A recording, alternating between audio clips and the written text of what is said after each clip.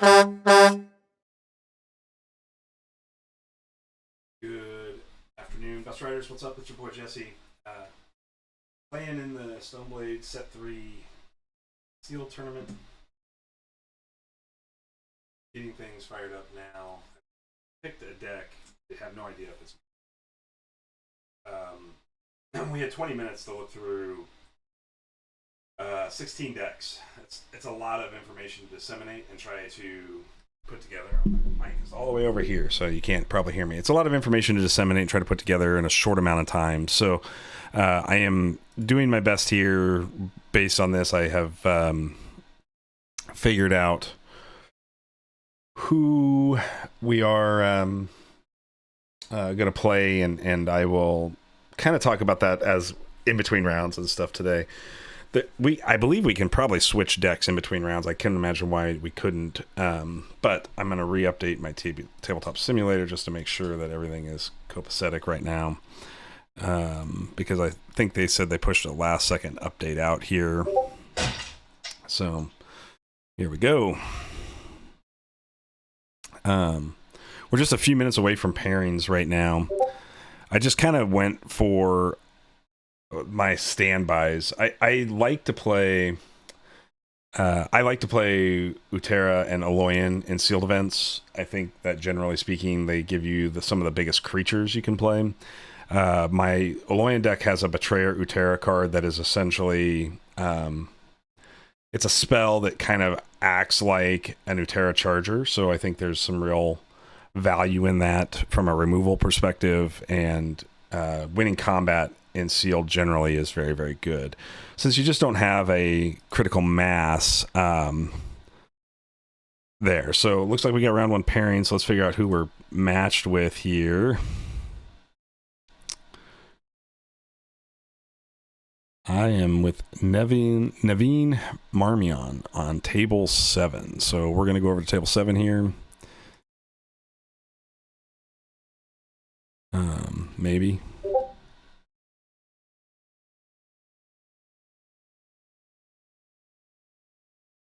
How do I join it?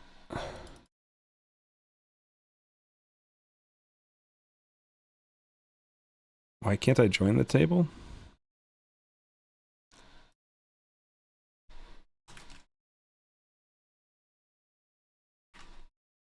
I'm missing something. Oh, here we go. There we go. There we go. So anyways, we'll wait for our opponent to get here, and then we'll chat with them a little bit here and get the game set up. Hey, Nevrium, how's it going? Good. How are you doing? Good, man. Nice to see you. Just an FYI, we are live streaming, so okay. don't want you to say anything that you wouldn't want your grandma to hear. All right, thank you. Well, this is actually only my second game ever on TTS. Oh, so well, welcome, man. I've played a lot, like physically, but I'm still kind of getting used to the mod. So that's awesome. But okay, so I am creating a server right now for us. Sweet, thank you. Yeah, no problem. And let me see if I can invite you to it here.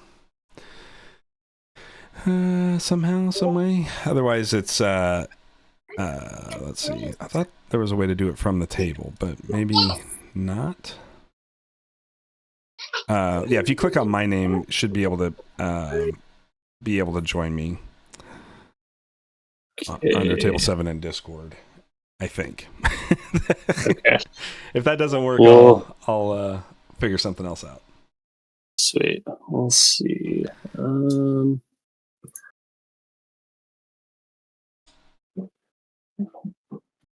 Sorry, I'm getting there.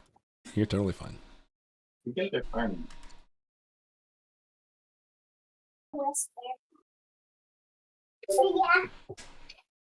Oh, these guys are all chatty. Okay. I just clicked ask to join. Got it. There we go. Let's see if that gets you in. It's broken because we need to make it Oh, there we go. Okay. This way mine is not blowing up on the background all the time. Yeah. It's weird. It's asking me to download it, but it's already been downloaded. Huh. So, let's see. Could I just search your server in Yeah, you should be able TTS? to. And I think it's the password is SBE S3, all caps. Okay. I think that's what I set up. If not, I'll recreate it. Okay.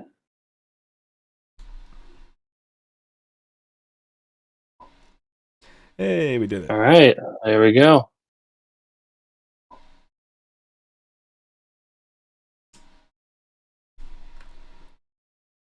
Sweet. Let's see.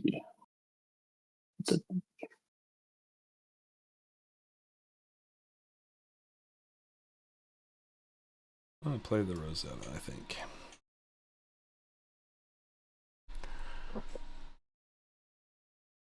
Going for the Muthral. Yeah. Never played a Muthral actually, so. You know, I think it might Fun. actually be kind of fun in sealed because I think there's a pretty good shot you're gonna be able to Yeah. trigger it. So. Yeah. I'm more going for that gambling. It's back. Yeah. Oh, yeah. Never gonna go away. They're always gonna have that around, I think. Yeah. Sweet. Okay.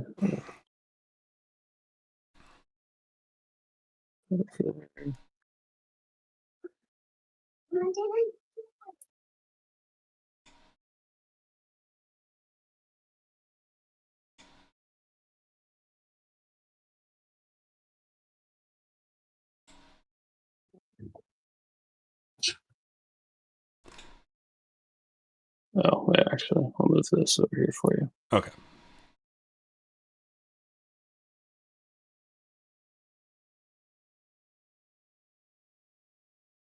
Sorry, I'm taking so long. No, you're good. Just The Nyx looks good on that deck for sure.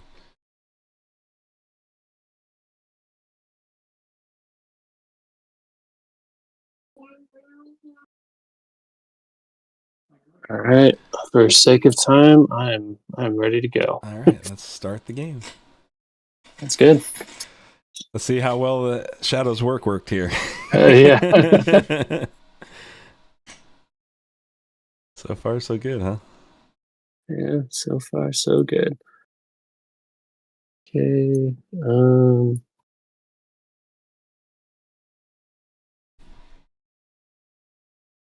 Let's. Gonna be spending a lot of time figuring things out here, I think. Yeah. All right. I'll start with the one weavers here. Okay.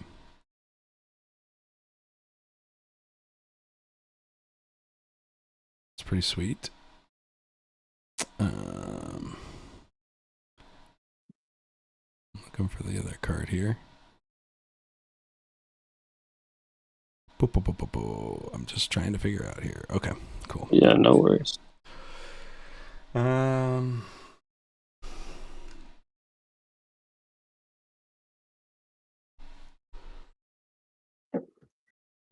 go ahead and play the Archivist out here, since it gets 3 armor. And then I can upgrade a card in my hand and then discard it. I'm going to upgrade Reconstruct. And back to you. Sweet.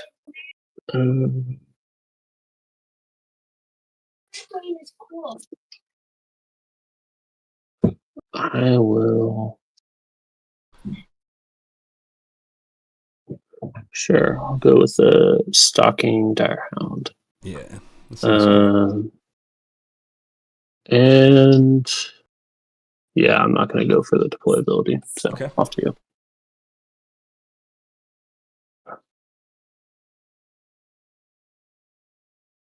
Let's go Venerable Scrapper. Oh, sweet. We go combat? Yep. All right, so Windweaver takes 4. I take none because of the 3 armor. And then I take 4, go to 46. Yep. Okay. Sweet. And we'll just, yep, perfect. Hey, listen. Sweet. How long have you been playing Solforge? Since like May. That's awesome. So yeah, I've been playing for a few months, but just haven't. I just got my computer to work with TTS this weekend. So So we're to stop. And then how long have you been playing? I've been playing for about a year, a little over a year now. Sweet. Yeah. What do I want to do here? Oh.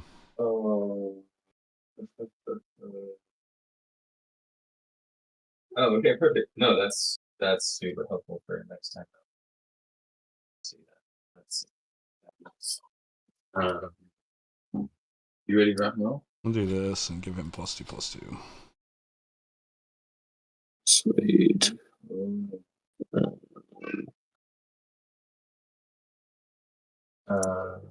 So Sweet. what's your like experience with the game? Well, I will go with Color of Souls, and then I'll upgrade Scorchmane Dragon. Okay. It's always a good way to get rid of the egg. Yeah. Yeah, I was hoping for that combo when I saw it, actually.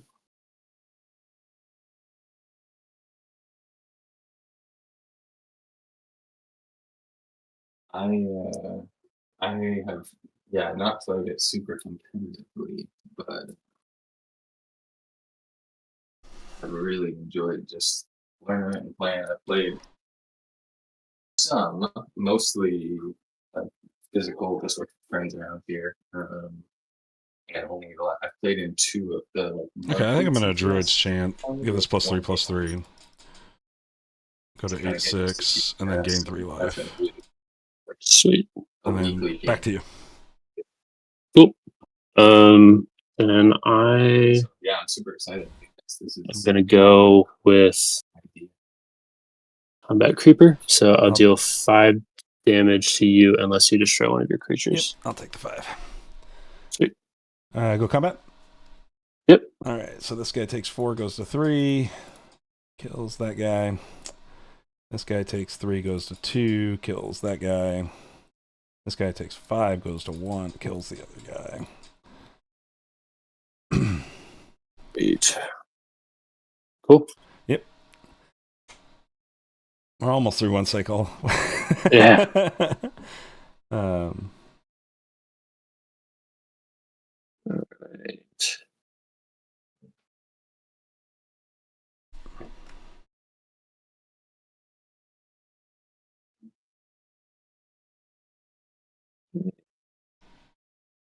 I'm gonna go.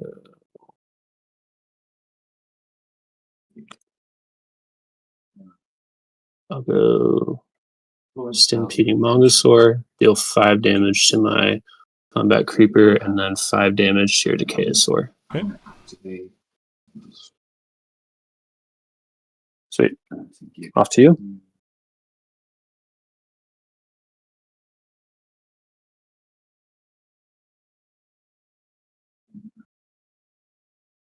Let's do a Toxic Bartuck and kill the Creeper. This gains +2. And then back to you. Sweet. Then I will do. Which health is this? Okay, I'm going to do the Lava Field Watchdog. Since one of my creatures was destroyed this turn, it gets +5 attack. Okay. And has breakthrough. Sounds good. Off to you. Yeah. Just thinking through my play here. Yeah. You're good.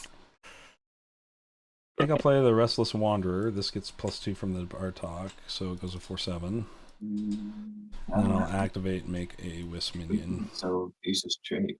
And I guess we'll go combat. Yep, sounds good. All right, so these will trade. No breakthrough Yep. here. Nope. These will trade, but I take sometimes 5, go to it's a computer. 39. Sounds good. And we're on to cycle 2. Sweet. Off we go. Off we go.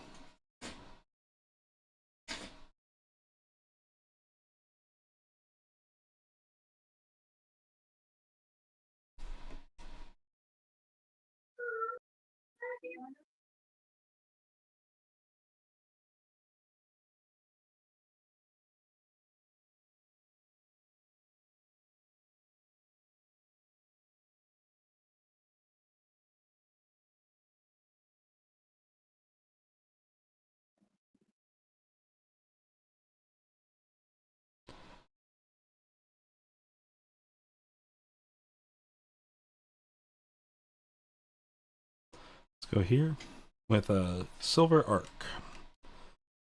You may give a creature +3/+3. Let's go ahead and do that. Make them a 6/7. And then I'm going to activate and make a Wisp minion out here. Say go.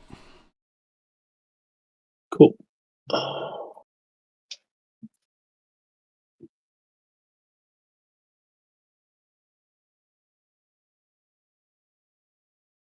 Oh, he's got Defender. I don't know why he came up. Oh, thanks. I did not notice that actually. So Yeah, I must have thrown him up there because I played him in the back row. So I'll have to let them know that they broke Restless Wanderer. Shouldn't have broke it. It's a reprint, but yeah. What does this do again? Okay, still plays. We'll go for Arrogant Worm. sounds good.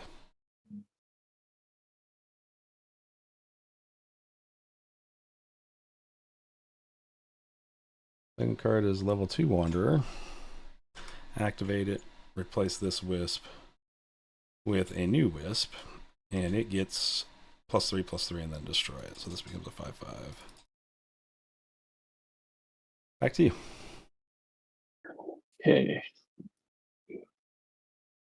I'll go for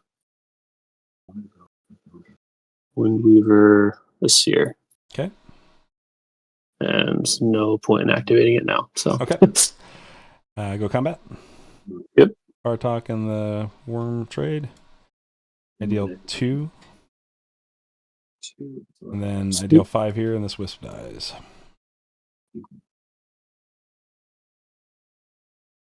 Sweet.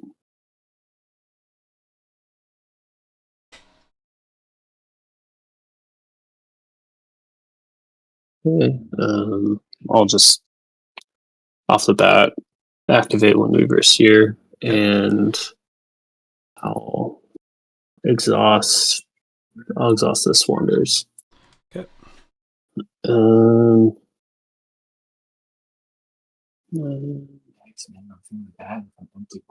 I will.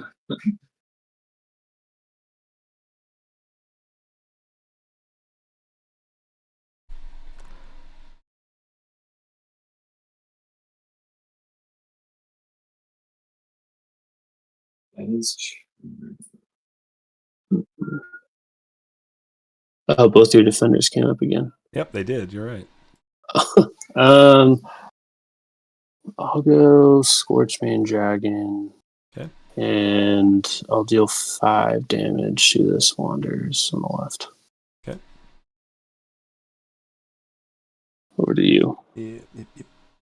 What do we want to do here?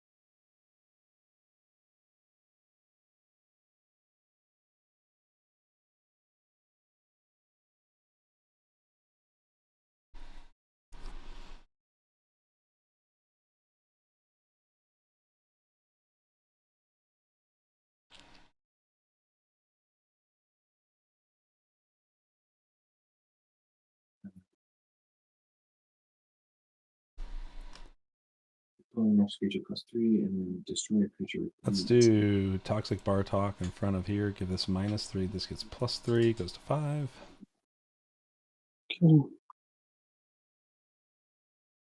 Okay. And back to you.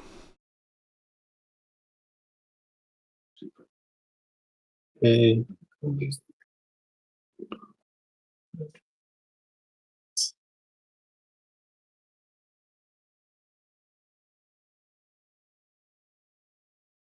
And I will.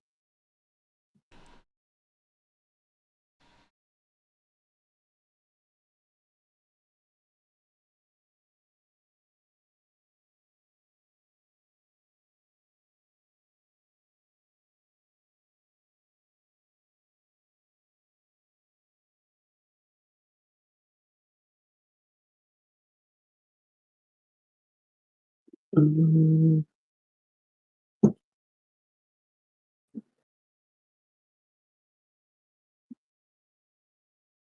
I'll go for Stalking Dire Hound.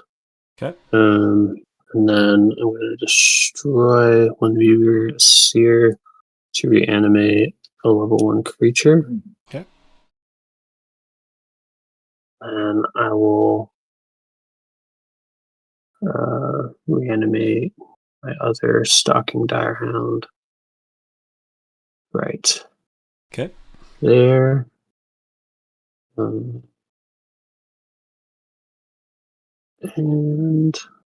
that'll be it. Okay.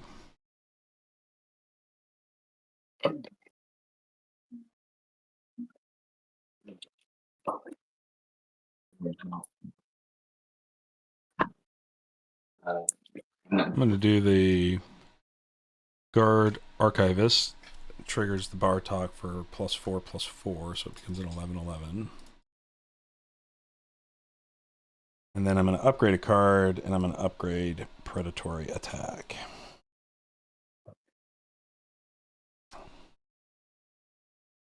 And I think we'll go to combat.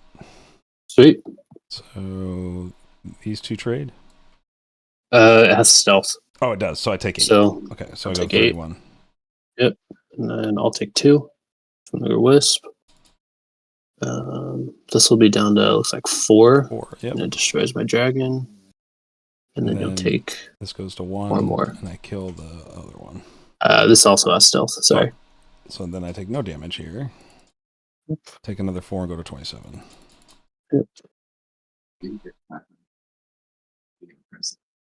Sweet.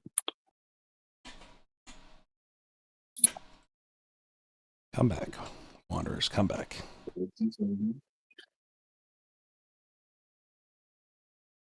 That's it.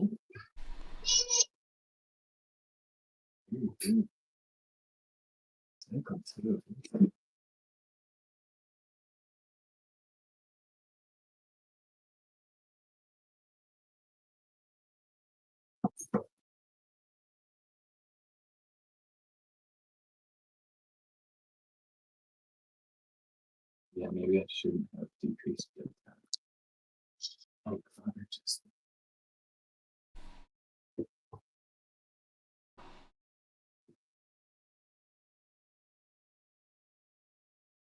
I'm going to dendrify my Relentless Wanderers into an 8/8 Oak Father. Okay.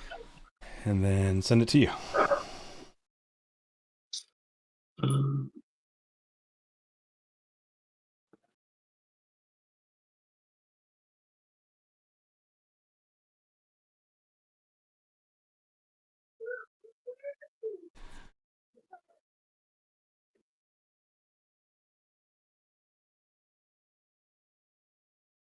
I'll go Stampeding Mongosaur. Okay. Deal 9 damage to my Dire Hound and Okay. 9 damage to your Oak Father. Sounds good.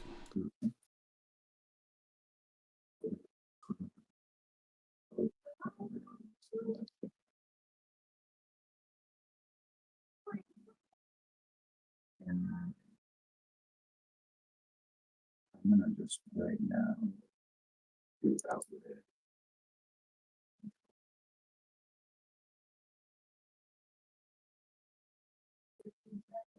So we'll have the 7 attacks. Yeah. 7. Level Let's make 2 a strength, wisp. so that'll be 1. And I'm going to Which Druid's will Chant, it'll which will give +5/+5. So this goes in 9/6, and I gain 5. Go to 32. Actually, the level 2. Okay. So I'm picking an enemy creature. I'm picking a level 2 tarot with 7 attack. So attack. This one is 7. So I'm using my Forgeborn, choose an enemy creature. I'll go Strikes another enemy creature. Lava Field Watchdog. Since one of my creatures was destroyed this turn, it gets +8 attack. Yeah. Okay. And then I will activate my Forgeborn, and I will give this Wisp -3/-3. Okay. And I don't have another Spirit in my Banish Pile, so Okay. that's all. All right, we go combat. Yep. This goes to 1. These trade. This does 2 to that guy, so it goes to 4. Oh, And turn. Okay. oh, looks like my end turn button disappeared. Mine did too. That's odd. Let me try to save the game, and I'll just reload. Oh, it's back for me at least. Okay, there we go. Yep, it came back for me too. That's super Great. strange. That's well, glad it came back. All right, so I do get an Oakfather minion.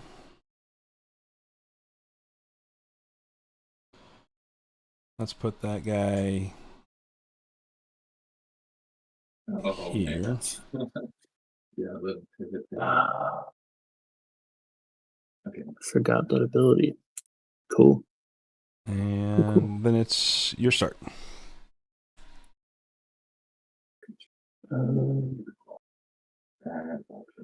I will go combat creeper and deal 6. 6 damage to you unless you destroy one of your creatures. Yep. 6 it is. Sweet. So my question here, so he gets the +5 from the destroyed, and then the trigger of the +7 is still hanging, or it's gone since that thing got destroyed.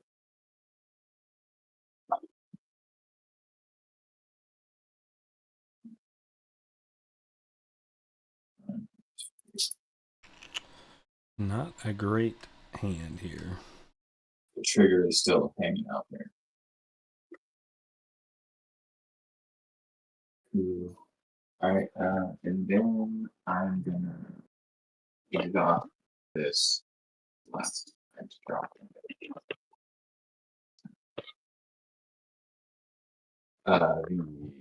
Yeah.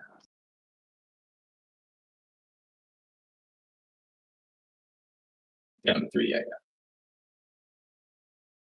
I'm going to do a Palladium Pulse Mage here and activate, and we destroy the lowest power creature. Cool. So that'll get your creeper. Yep, there you go. And then I will make a 2/2 Wisp here. Say go. Cool.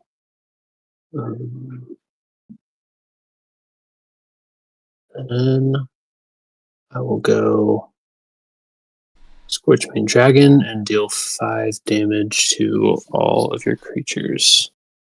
Yeah.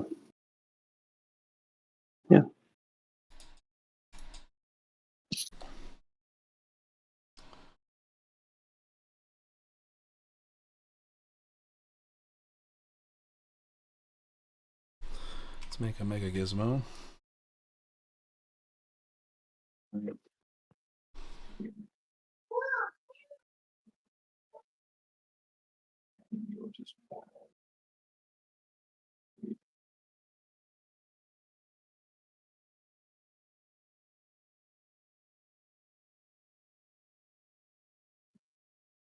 Yeah, I have For all that it hurts.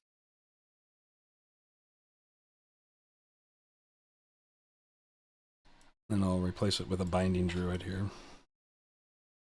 So +6/+6 goes 8, 9. And then I get a wisp minion. So we'll go here with that. Cool. Combat. Combat. Yep. So Sweet. these guys trade. So, But I take yep, and you take 4. 4. Yep, 22. This guy does 8, taking you to 5 and dies, and then nothing else happens there. Sweet. Alright. I feel like we're doing pretty good on time.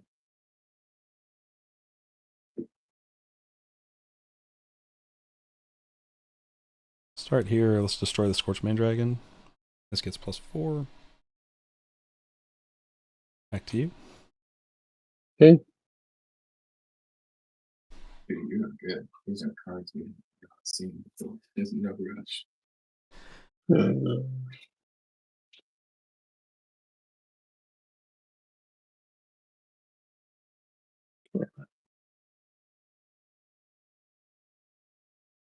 I'll go Deep Frost Guardian, activate it, and deal 1 damage to your Relentless Wanders. Okay.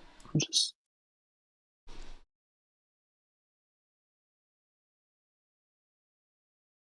Play level 3 Wanderers, activate, make, and Oakfather.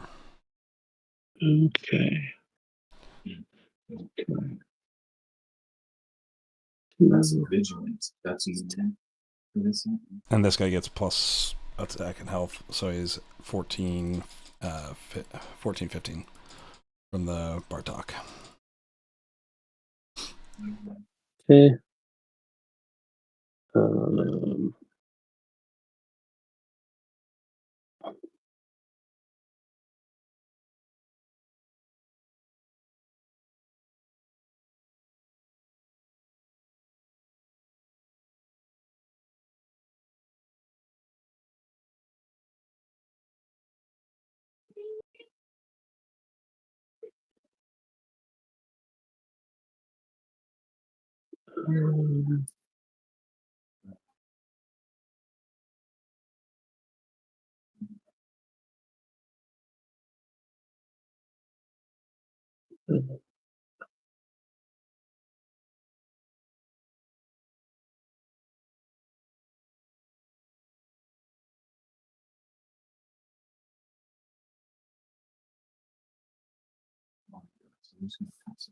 I will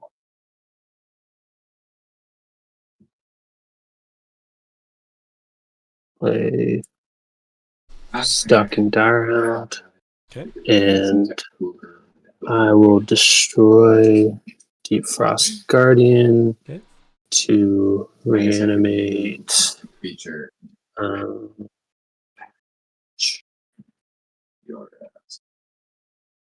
It's gonna die either way. I'll reanimate Stampeding Mongosaur, Okay. dealing 9 damage to itself and 9 damage to your Oakfather. Can it do that? Oh yeah, okay, that's fine. Cool. I thought it had to be another creature. That's cool. Right on. And then I will activate my Forgeborn and give my Stalking Warhound +6 attack. Okay. I take 16, go to 6. Cool. And I'll take 8. dude, that is Cool. I don't have it. There it is. Okay, cool. Oh. It was weird how that keeps Yeah. disappearing and coming back, but I know. Okay. Your Relentless Wanderers came up again too. I will go Windweaver Seer and exhaust your Relentless Wanderers. okay. yeah, 10. And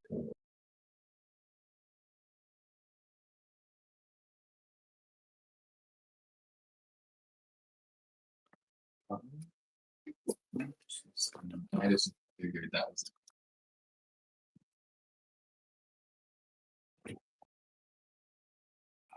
I did not. And I thought like, oh, when it like becomes aggressive and he's just gonna hang out in the front. I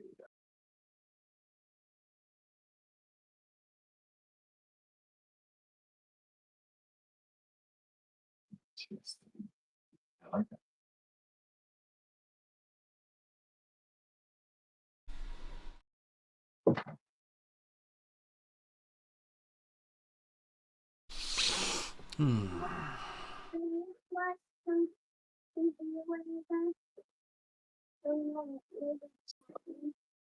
Yes, man, you guys can watch TV.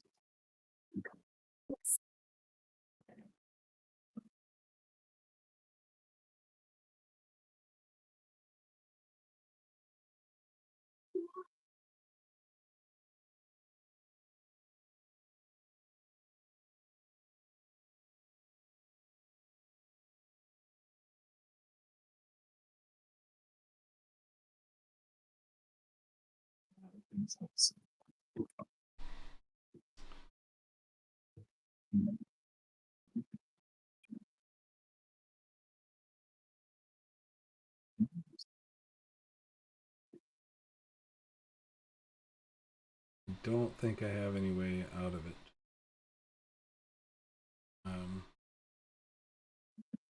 That was like the perfect card there.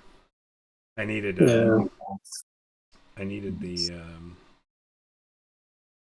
the spell that lets me basically have a new Terra Charger here to have a shot. And Oh, yeah. it didn't come up. Just So get rid of that stealth. yeah. I mean, I have a way to sort of turn the stealth off, but I can't put another creature then in front of since I'm at 6, I can't just ignore the way that creature works out, because I could dendrify your stealth away, which just makes an 8/8. Yeah. And then I could put another creature in front of here, but at 6 life, it's not going to be enough. So, good game, man. All right, good game. Yeah. Yep. Good luck with the rest of your day. All right, thanks. We'll see ya. You too. See ya.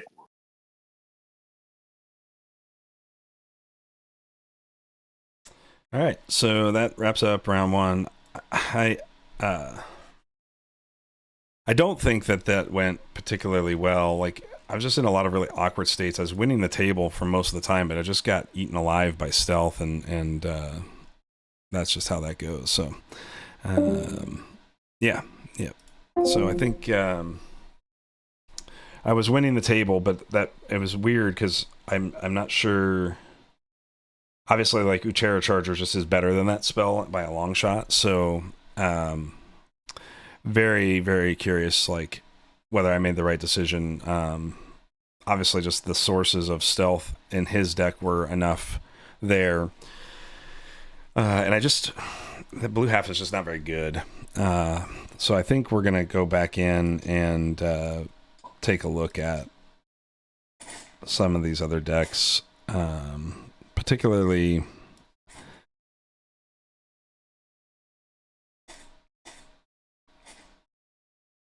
I mean, search here.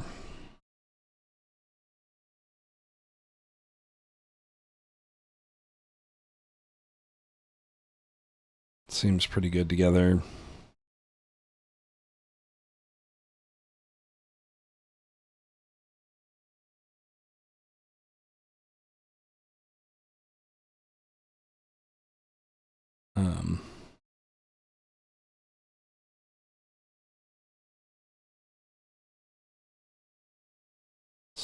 Spirit, lots of spirits here. Plant, throughout. Splicer is pretty cool. Shard King, it's fine.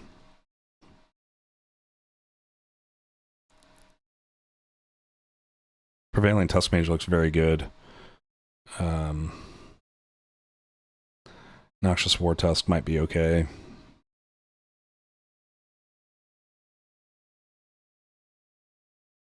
I like Combat Batterhide a ton.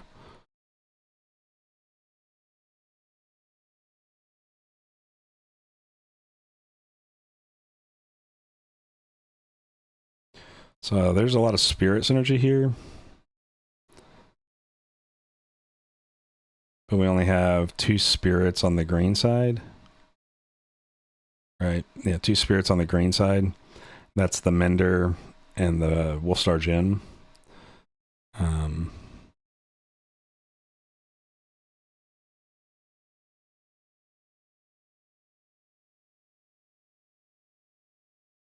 Dark Spores looks very good.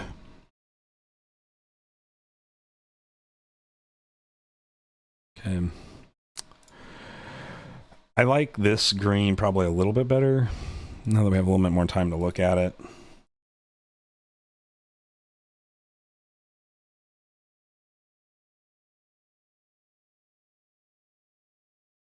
Rooted Leafkin looks very, very good.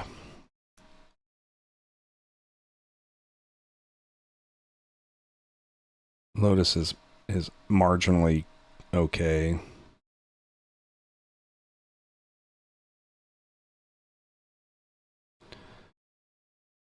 Stout Elk is nice.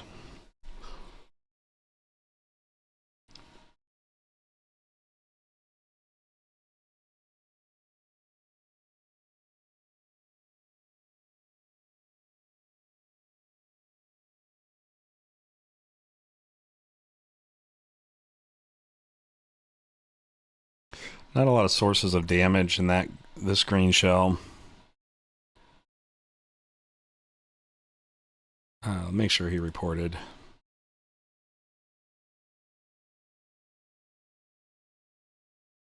No, not yet.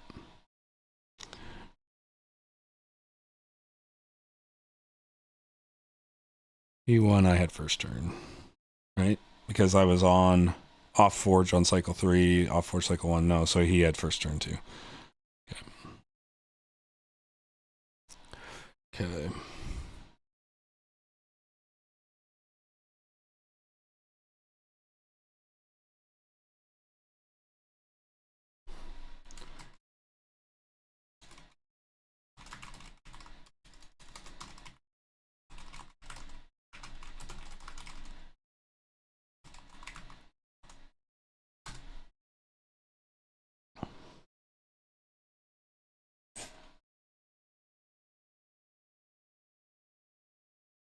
See, I think we really were in a great spot. If we could have just pulled some shallots, like some Shroud Thorns, we could have. I mean, we just had Wanderers all game, but I don't know if that was a low point for this deck last round or if we were on some other issue. Because, yeah, I mean, like Shroudthorn and Wanderer should be very good together. Dendrify is extremely good with the Wanderers as well. I don't know. It just didn't seem like it really came together quite right. I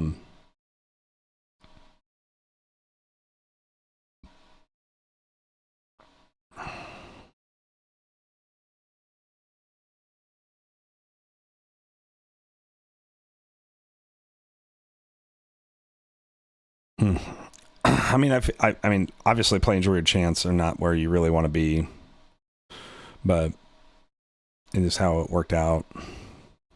The Haunting Tusk Mage is interesting. We didn't have a lot of upgrade synergies across the board here.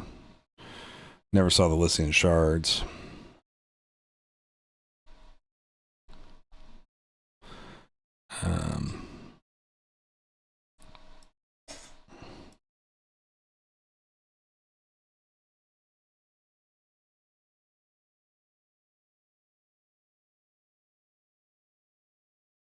The Forebear is probably okay.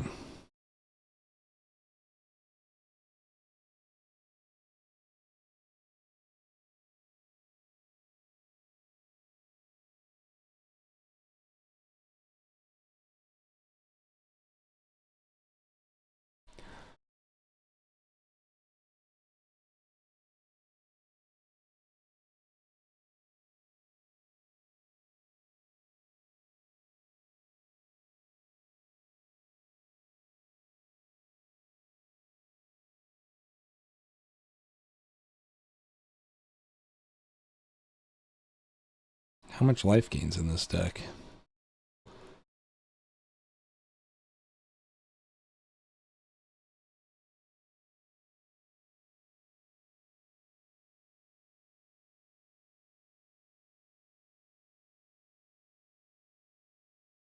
Yeah, no real sources of breakthrough or stealth here, so you're just trying to connect on strict damage. That's probably a no-go too.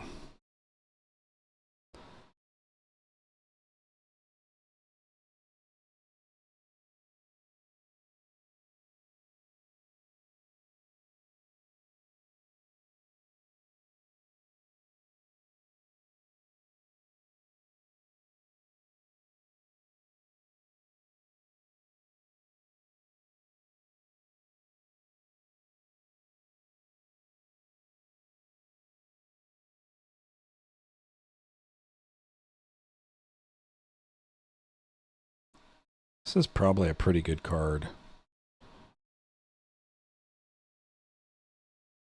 Color of Souls did quite a bit of work for him.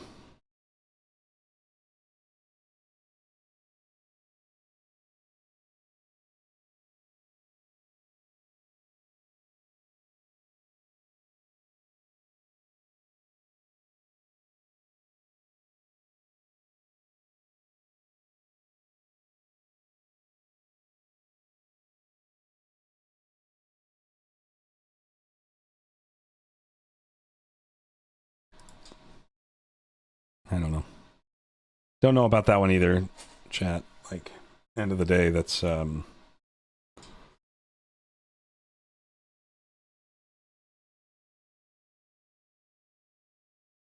minutes remaining, so this is the deck he played.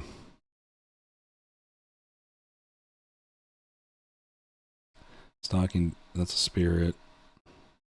Beast. Spirit.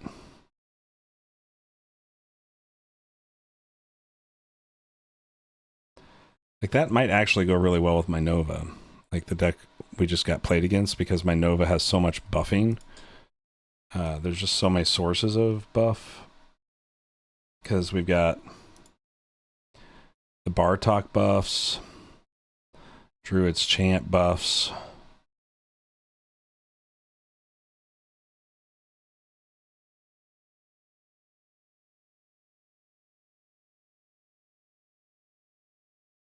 Combat Creeper is just a 5 burn, which is fine.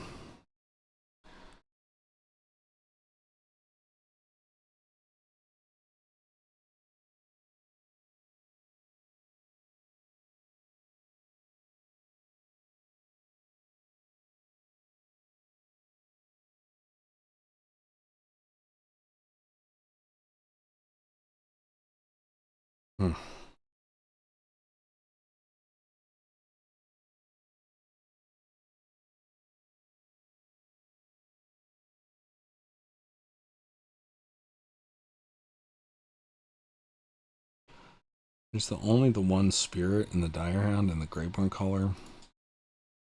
It's not a ton of spirit synergy there.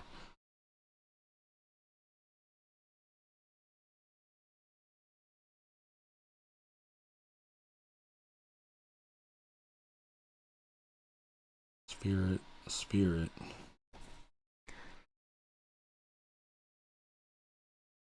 Spirit.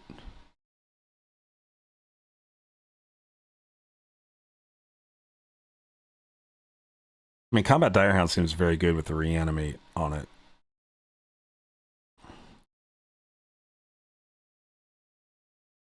Don't know what you reanimate a ton.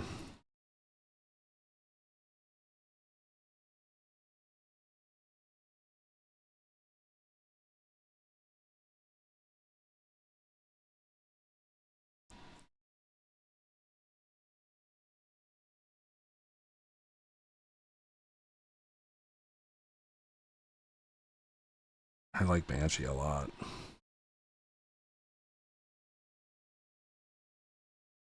Only stealth creep. You got the Miva too. It's a 10/10. Cycle 3 with stealth.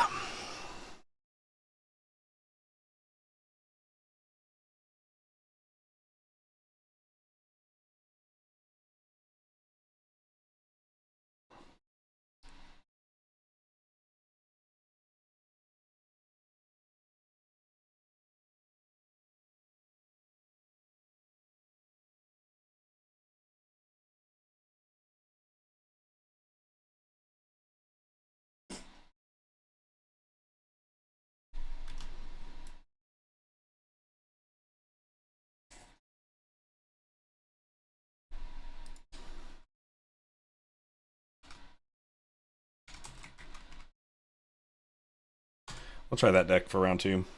I don't know. It's the Aloyan deck did not. I think my round 1 deck was probably better than it showed there, but it also felt pretty dependent. So we'll see. We'll see how this goes. I'm not happy with how round 1 went. I really was in the driver's seat. I just had no way to convert damage. No breakthrough in that deck. No. So I was just trying to overwhelm the board and eventually win that way through combat. And this can be really hard matches to win, especially when your opponent's able to convert damage through stealth. And that's really what I got eaten up by throughout the course of that game, was just the incremental stealth hits that I couldn't defend because I didn't have access to good removal. Maybe I played it incorrectly too, I don't know, but I'll go back and watch it post stream and figure that out.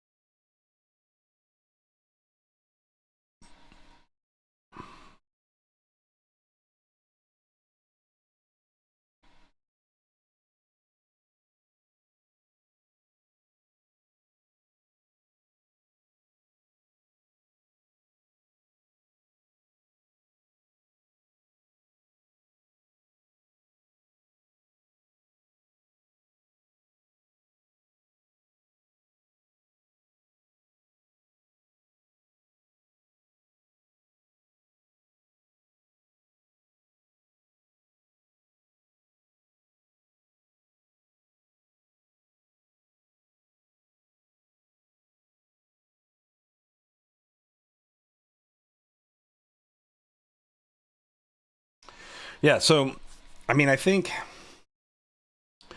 I don't know. I'm kind of just like working my way through all of this and trying to figure out like whether I did something right or wrong in that particular match. It's hard to say. You know, I there's a lot to like I said at the start of this. There's a lot to disseminate. Looking at 16 decks and trying to slap 16 decks together is it's 4 times the information that you would normally get in a sealed event. So it makes a nearly infinite number, not truly infinite, but a much more infinite number of deck selection possibilities, and makes it a lot more difficult to weigh out what decks are supposed to be working together within the pool.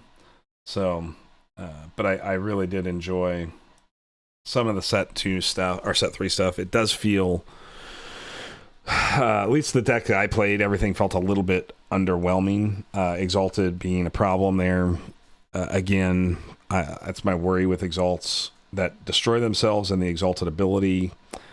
First impression is that, you know, you want to use the Exalt. If you're going to take tempo to play an Exalt, you want to use that Exalt to maximum effect when you can, which I think we did a pretty good job of in Cycle 2 there when we used the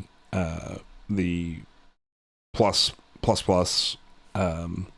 attack plus health buff.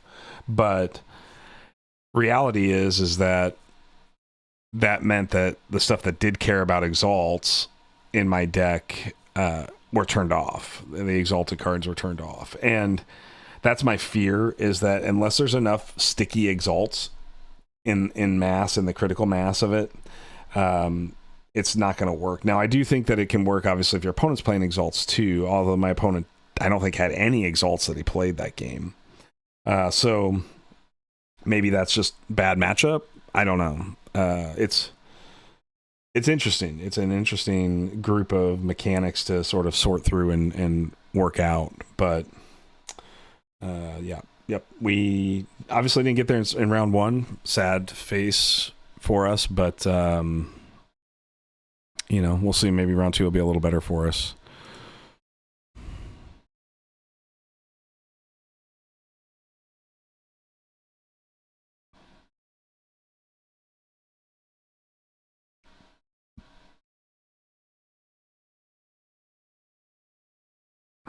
man, Weekend and Greg got paired up. Weekend lost to Greg. That's pretty big. Cardboard Newt losing to Alex. Billy Bad Aim pulling out a win. That's awesome. Congrats, Billy. World champ Sam Matheson losing to Paul Meta Leon. I mean, there's some folks in this 01 category right out of the gate here. So we may have a pretty nasty pairing. There's just some really high quality players that did not come through that round one. And then some of the folks I don't know, so I'm not taking anything away from those folks that won. Just don't know them, haven't seen them in an event. So obviously I hope to get to learn more about these players and what their skill sets are. So very, very excited to see new faces in this working away. So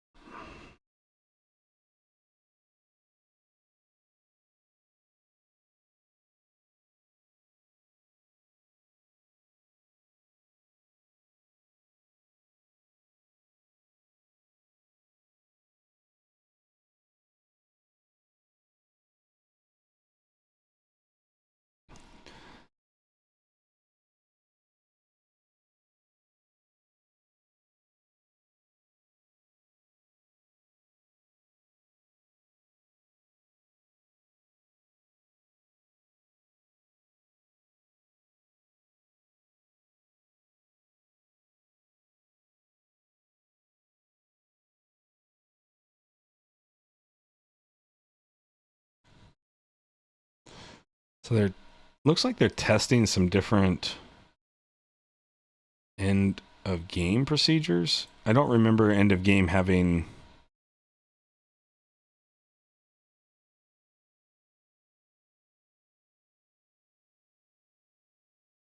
I don't remember the game going past the final deck cycle. It says if life totals are tied at this point in the game, and if the game is not over because you just finished the final deck cycle. Oh, okay. If you didn't finish the final. Yeah, okay. Continue playing a game until there's a change in relative life totals. As soon as one player is more likely than the other player with the higher health wins. If the life totals remain tied at the end of the final deck cycle, the player who currently has the Forge wins. Okay. That's because the life totals remain. Yeah. Okay. I was like sitting there, I'm like, man, did they change that? Just reading Discord rules here on the tournament. Not that I've ever had that come up, but...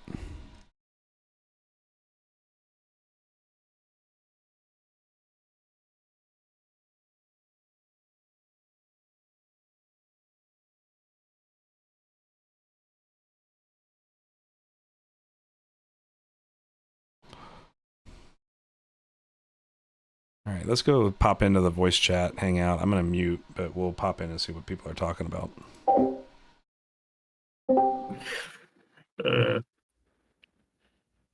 Where did you post it?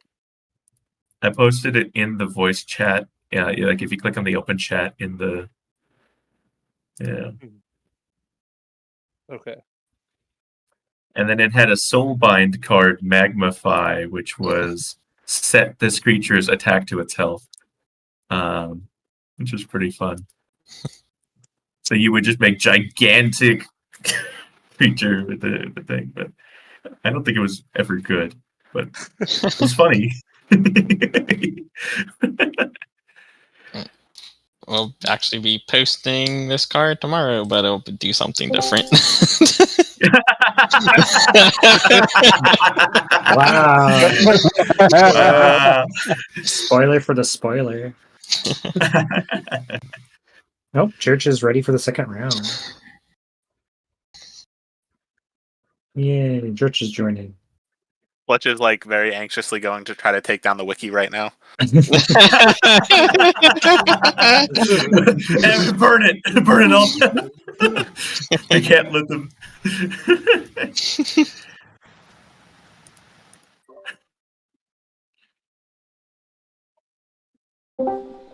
Oh man, I want to see Arcflight Squadron. I forgot about that card. Yeah. Well, that's now they use that card art in that spell that gives the mobility and the move and deal damage or whatever. I forget what you guys call it, like aerial. Something you guys Aerial assault. revealed. Excuse me. Yeah, aerial assault. Yeah. Who's the tournament organizer? Is that McMosh? It is, yeah. I'm also helping out. What's up? Okay, I'm just letting you know. I need to drop. No worries. I couldn't find where to do that. What now? No problem. I can sort that. What's your name? I can sort that out now. Cameron. Cameron Leffler. All right. No worries. All sorted. Great. Thank you. No worries. Hope you had fun. Yeah, it was a lot of fun. Something just came up, and I won't be able to finish. Did enjoy it though. Thank you for helping out. If you could thank the organizer for me, that'd be great. Will do. Thank you. All right. I'll see you guys in another tournament. Bye. Bye.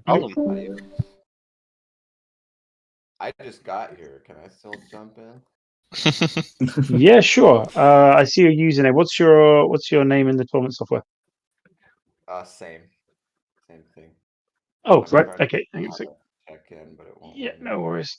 Helps if I actually go to the right page. This is the first time in a long time that I've played a game where everybody was mostly only playing 2 cards per turn. This is the first time I didn't end the game with my opponent having 80 health. That's a thing in competitive Solforge. Lots of free upgrades. So who am I meant to be adding in? Sorry, I've lost track of who was talking then. Raja Dahi. Colin Okay, Dana perfect. is my name. So what's your name? Oh, Colin Dana. Oh, I see it. Yep, no worries. You are now checked in. Perfect. Awesome. Thank you. Raj, I just learned how to say your name for the first time. It's all over now.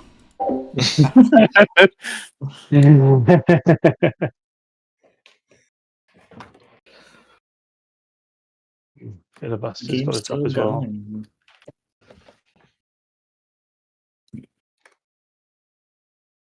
Filibuster, he's dropped. Cool. All right.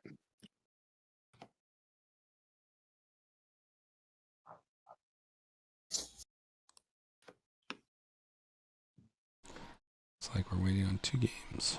Oh, someone's playing the Betrayer Dire on too. That's cool.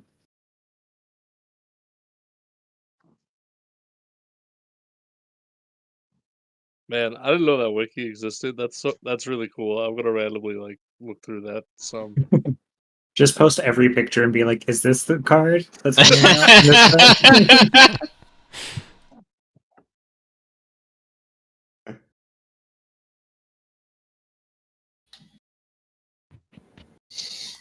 Was the original Solforge broken into sets like Solforge Fusion is? Yeah. Well, they had like 6 sets and then all these little mini set sort of things. Was the first set the first winter?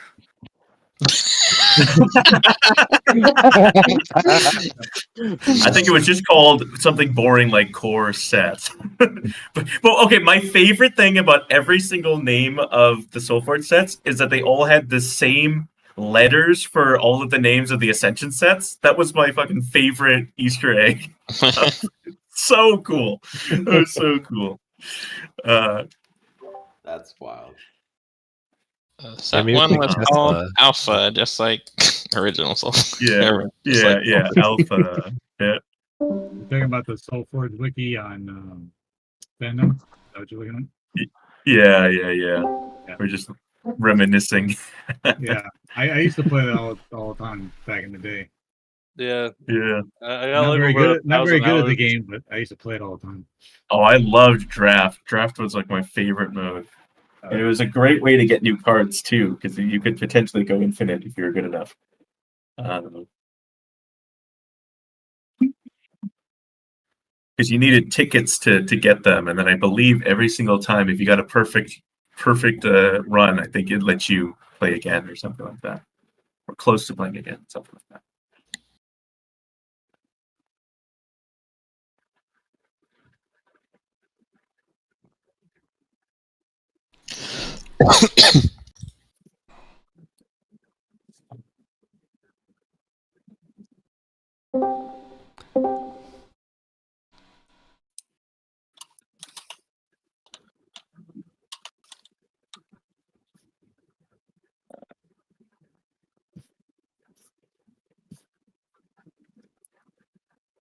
I think the biggest difference for anyone who people playing Fusion versus now is that decks in the original game you could play up to 3 copies of cards, and so it's very interesting, like seeing it's almost like a Highlander. It's like the entire game was built around Highlander.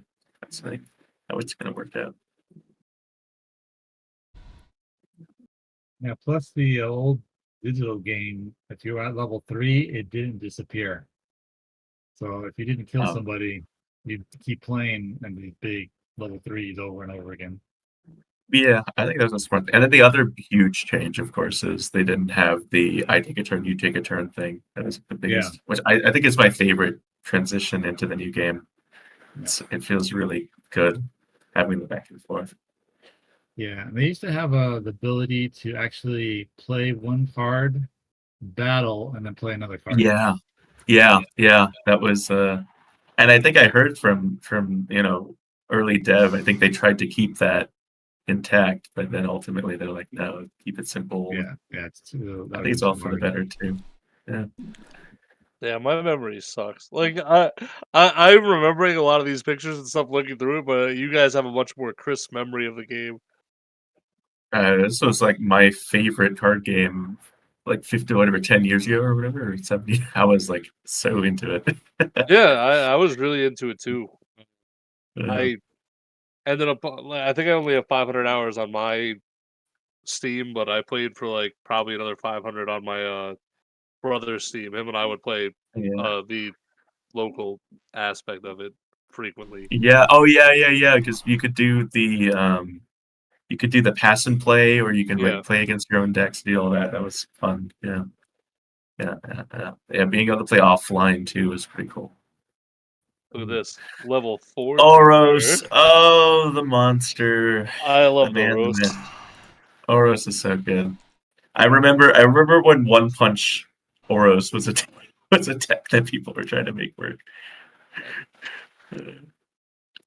This game's so great. I wonder when we're going to see the micro one. Mini. I think the craziest time to play was back when Forge abilities. So that was a weird history of the game, right? Forge abilities used to work the same way they do in Fusion, but then they had to nerf it and make it so that fart effects only trigger their effects when they're first played from the hand, because people were abusing return to the field effects constantly. And they just they wouldn't do that, would they? All right. Yeah. Finish. Sorry about the time. How dare you? You want to submit your result, Eli? Oh yes.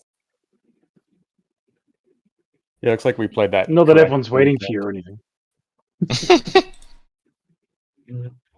I still hope Killian comes back into the game in one way or another. Yeah, it's actually in the last winter. Kind of crazy. Oh my god, I haven't seen one of them. He's one of the Forgeborn? No. Well, way to disappoint me. These guys. I've learned if I say things enough, eventually they'll happen. That's why I keep saying every creature in last winter is a dinosaur. we need robot dinosaurs. Definitely. They had one. They had Batterbot. Yeah, one, but they didn't have an entire robot deck. Yeah, George and I have been discussing Killian for 2 years now.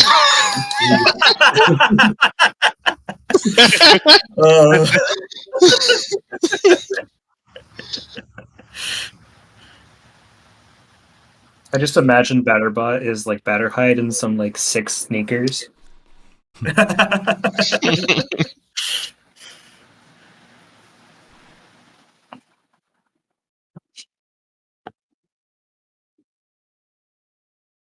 How to Cersei's like Phage in the original a little bit. Yeah.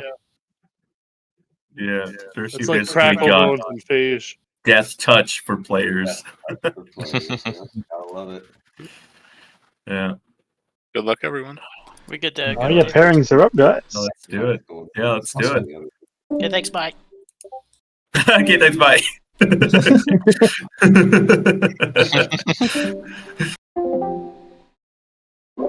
All right, so we're on table 11, falling down to the bottom of the pit here. Who do we got? I didn't even look. Just looked what table. I gotta play Church. Man, why do I gotta play Church Play guys? Come on.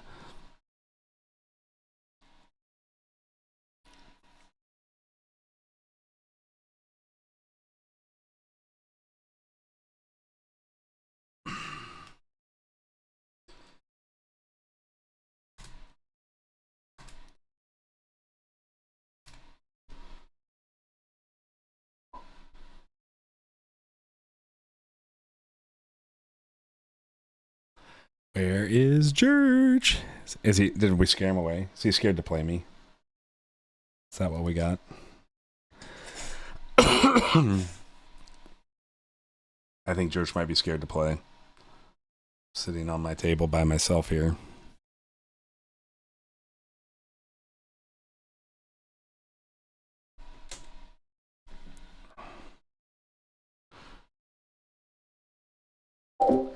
So, obviously, for anybody that's not familiar with us, we we have a long quality history with Church Plated guys. I mean, we love them so much. I'm excited to play Church here. I'm just giving a hard time here on the chat, but we'll see. We'll see how this this goes for us. I don't know.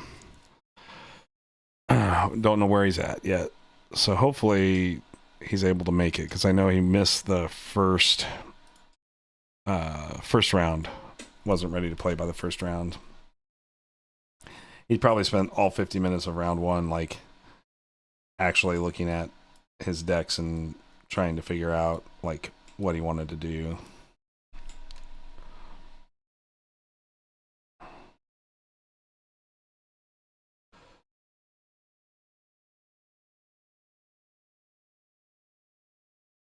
Yeah, okay. So I think we want to do the Nyx on this one. Spirit-wise, I think we got a couple of spirits because we got the Tusk Mage, the Wanderers. Yeah, Tusk Mage and Wanderers are the main ones on the green side. On the purple side, we have the Forsaken Banshee and the Dissipating Spectre and the Combat Direhound. So five creature types in a sealed environment is actually pretty good.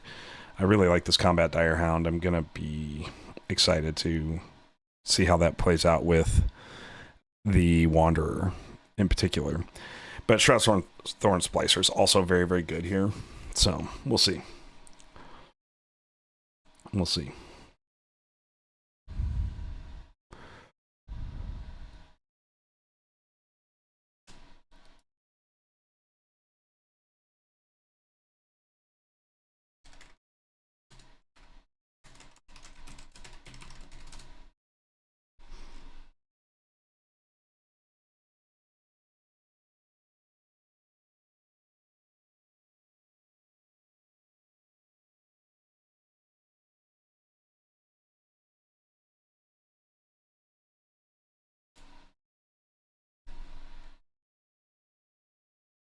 Church, where are you? I want to play a game with you. I don't want to buy. I'm not here to sit here for an hour. Come on. Come on, come on. Come play a game with me, please.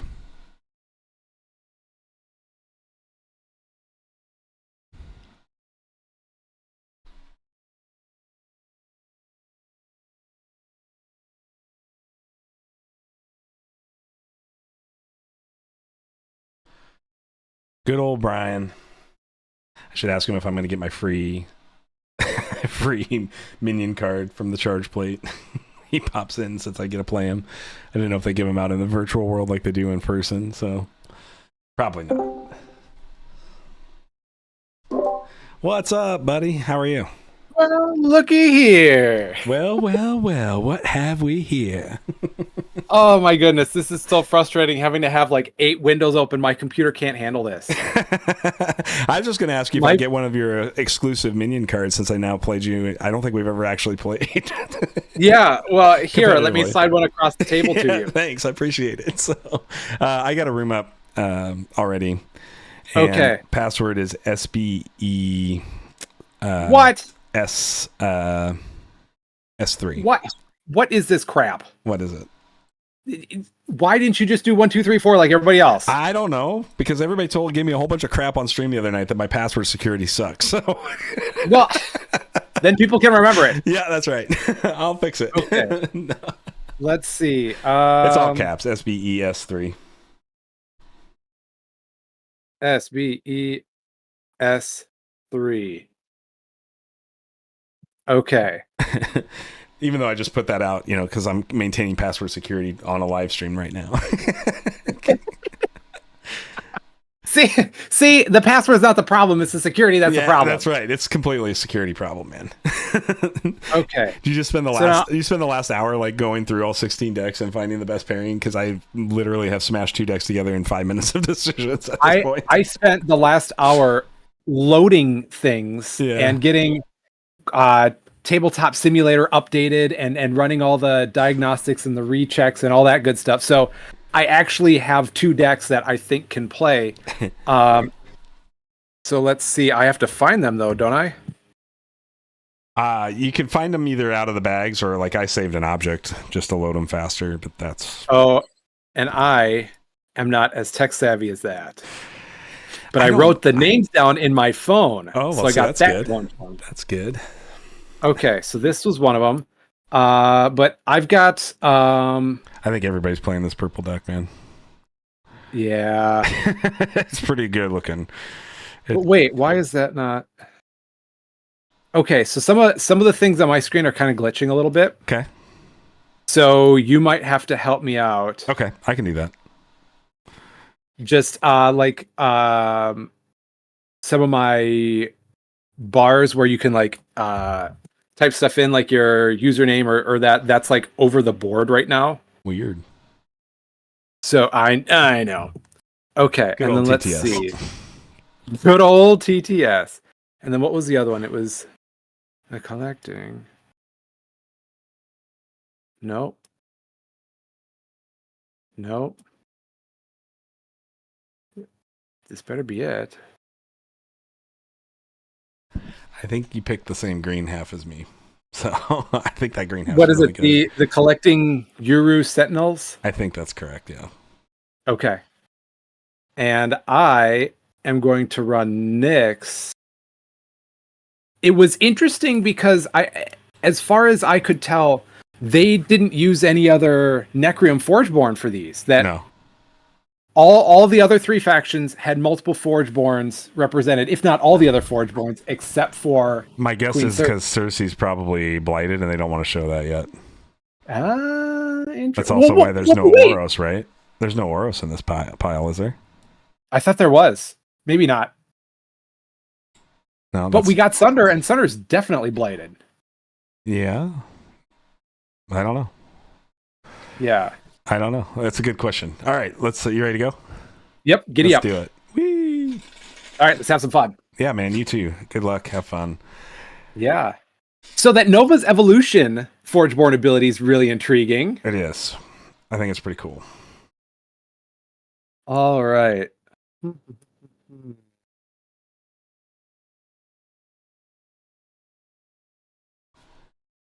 You get to start us off. Yeah.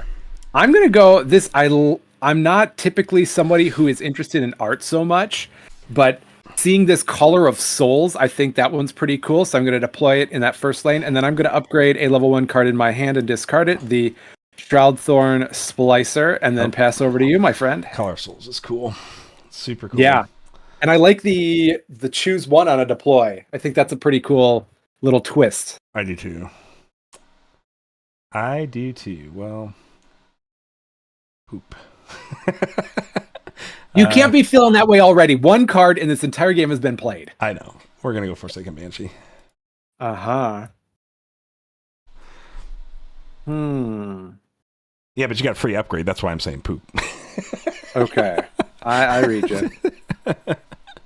Let's see. I'm going to go the horrific demon right across from it to give it -2/-2.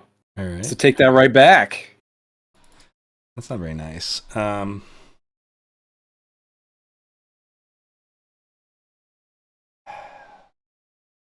you think everybody picked this Necrium because they saw the word shambling in it? Yeah, I'm pretty sure. That's exactly why I stayed away from it. Yep.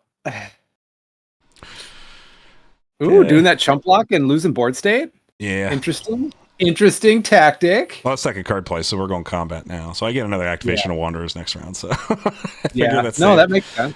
I'm losing this Banshee no matter what. So you took 3, is that right? Yeah. And then it's not letting me. Oh. Okay. If you'd be so kind. Okay. There we go. I should be at 2. 2? Sorry. Yeah, because I took 3. Okay. Yeah, this is all not doing so hot for me. That's all good. Yeah. So one of my favorite cards, at least what I've seen right now, I'll have to explain it as we go along a little bit. But then there's another thing that Neil and Lucas were talking about. I think it was the modifying term stalking. Yeah. That one's interesting. We'll have to have ML Vanby figure out what that modifying term does to the stats. Because go ahead and -2 your horrific demon. Yes. Back to you.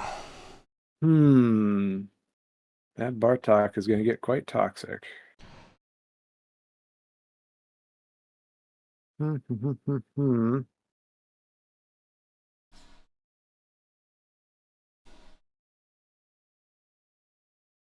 Let's see.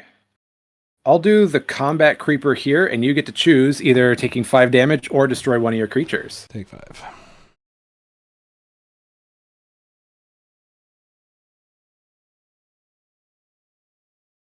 And then pass back to you. Yeah, I'm just trying to decide which is the best play here.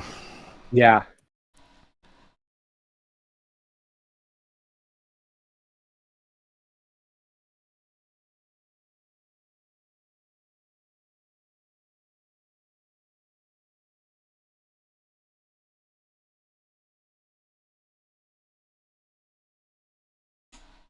So he gets a +2/+2, goes to 7/5. Yep.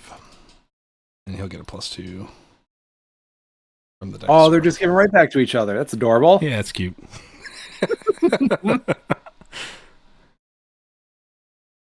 All right, let's see. Which way do I want to go with this?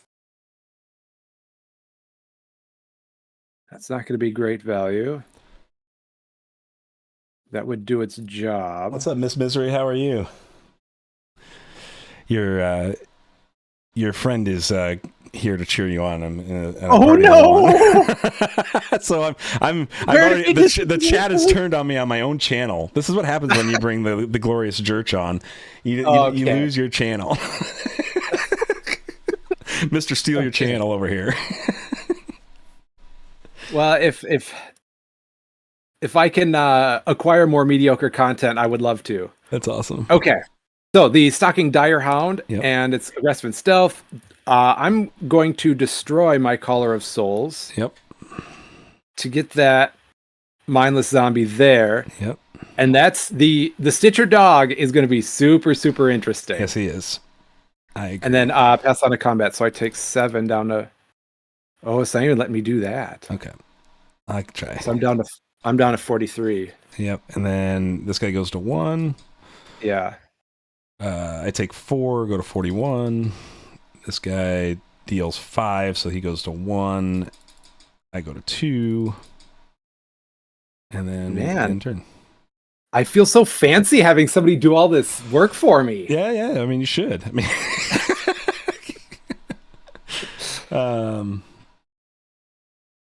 yeah. Oh no. And I go first too, don't I? You okay. Do.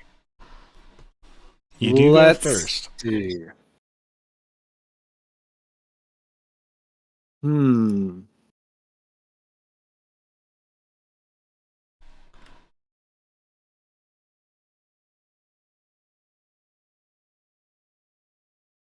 Let's see. I think I want to just play this match that will force you to be doing the most amount of things on my side of the board, where you'll have to be like increasing and decreasing my stats, doing all this stuff to my health. Yeah, I think that's a fair.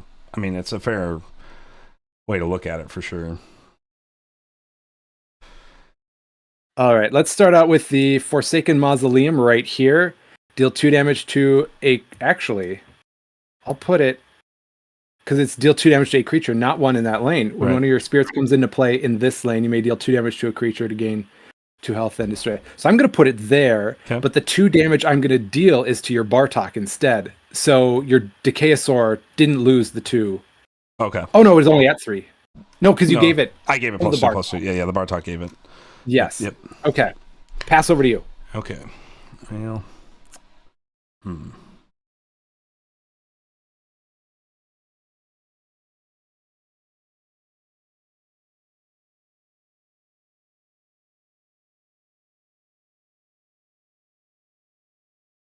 Let's do this. And pass it back to you. All right.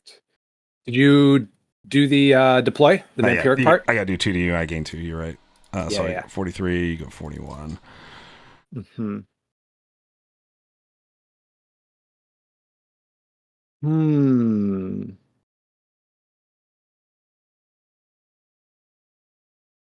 I can do that to do that.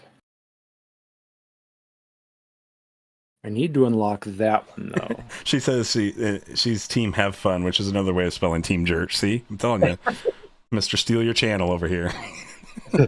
Well, hey, we're just having fun. Yeah, we're just having fun over here. Okay, so I think for the sake of this working out long term, I think I'm gonna go the Biting Druid over here. Okay. And then put the little wisp in there, and then that says deal 2 damage to a creature to gain 2 health, then destroy this. I will do 2 damage to your Roaring Decayosaur. Okay. And then I gain 2 health. Yep, so you go to 43. And then it destroys this. Okay. Okay. And then pass back to you. These are both in the front row, though. Let's go Restless Wanderers into a Wisp minion over here. Mm-hmm. I'll play Shroudthorn Splicer, pop the Wisp minion and the Splicer. That's such a good combo. To make an Oak Father. Oh, the whole stack of Oak Fathers coming. They're 20 of them, so 20 times 8 is 160. Get ready to die. Well, welcome to eat your set heart 3. out, Eli. Welcome to set 3. All right. No. Yeah, that'd be a pretty tough combo. Good combat. Okay. This takes 2. This takes 2. Yep. This kills that and takes 2, goes to 1. These trade. This has a trigger. I take 4, go to 39. This does 8 to 3, so I go to 5. And then this does 2 damage to a creature. So let's do 2 damage to the Stalking Tyrant. All right. And then, because it was the end of the cycle, the Biting Druid gets +2/+2. That's right. You fell right into my trap. He's activated his trap card. Would you be so kind as to give my Biting Druid? Yeah, I forgot. Sorry. I'm just like, you can do that. No problem. No, I can't. Yes, you can. Yes, you can. All right. What are we doing? What are we doing? Well, let's start with a Forsaken Banshee. Indeed. 8/9. 8/9's a lot. And then what do I want to do?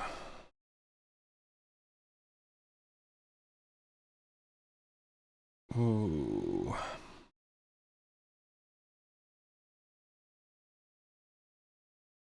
Yeah, let's do this. Place itself. Ooh. Okay. Interesting.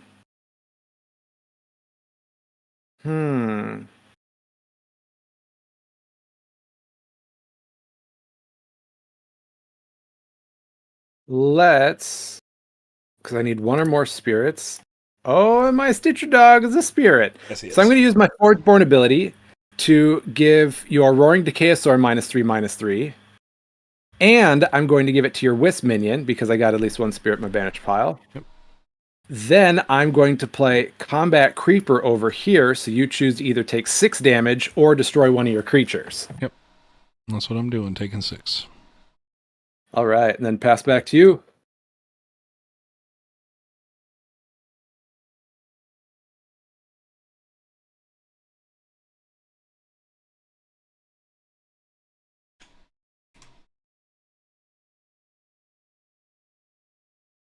And then I'll use this to play a mindless zombie minion. You. Mm-hmm. And then I get all my minions get +2 attack.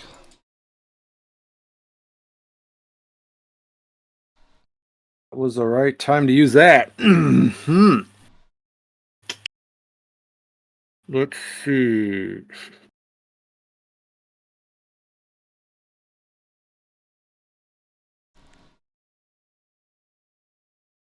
Could do that, but that's not going to do what I want it to do. I'm not super excited about drawing Restless Wanderers on turn 1 of Cycle 2, just an FYI. I would have much rather seen it a little later, but... Yeah. No, we're going to see if that can survive. I think, and I'm going to mess this name up time and time again, the Shambling Sandwich. Shardwich. Shardwich. It looks like Sandwich. Yeah, it does. It does. I'll put it right over there, and then we're going to get some shambling going on. Okay. That sounds good. Send on to combat. Yep. So that kills that. I go down to 2. That's a shambling trigger. Yep. This will kill that for 2 breakthroughs, so you'll go to 41. Uh-huh. And that's a shambling trigger. That kills this. This deals 4, taking it to 2.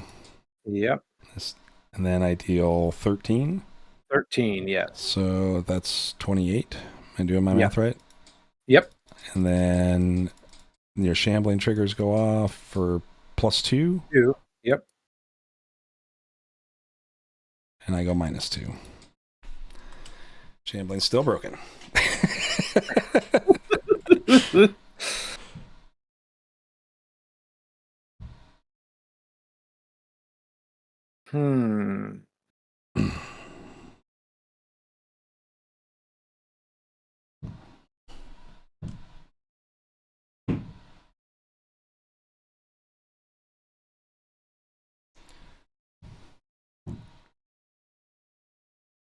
Let's see.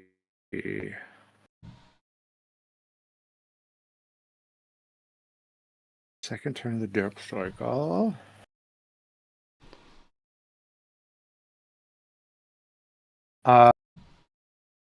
Let's start out with the Toxic Bartok over here. Okay. And then that'll take out your Relentless Wanderers. Yep. And this gets +2 health. Okay. And then pass over to you.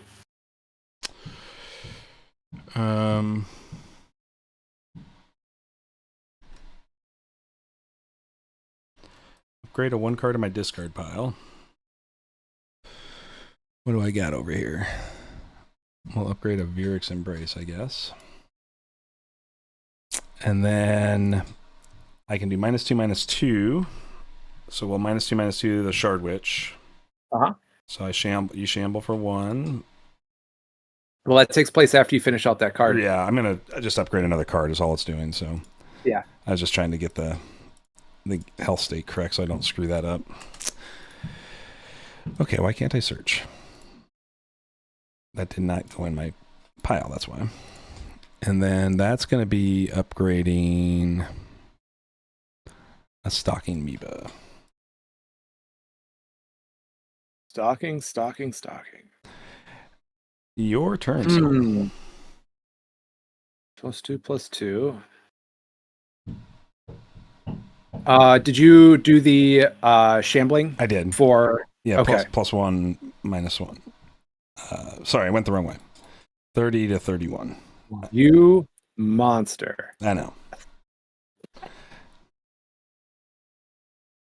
Let's see. I think I'm gonna risk it here. I'll go Biting Druid there. Okay. And then I will replace the Bartok with an Oak Father. Okay. Big old Oak Daddy. And that Biting Druid gets +2/+2 from the Bartok. Correct. So those two things are each scratching each other. Is it letting me do it? Oh, I started to, but there you go. Well, that's going to be even worse. Now we don't know if I can do it or not. That's true. It's true. The mental gymnastics here are crazy. Let's go. All right. Yep. Shroudthorn into its Oak Daddy. Yes, indeed. And go combat. Yep. So we're both taking 8, so you go to 23. Uh-huh. Oh, come on. And I go to 22. This is riveting Solforge Fusion right here. And then that dies, and I go to 3 on that. It is. Or just nickel and diming each other down. We are.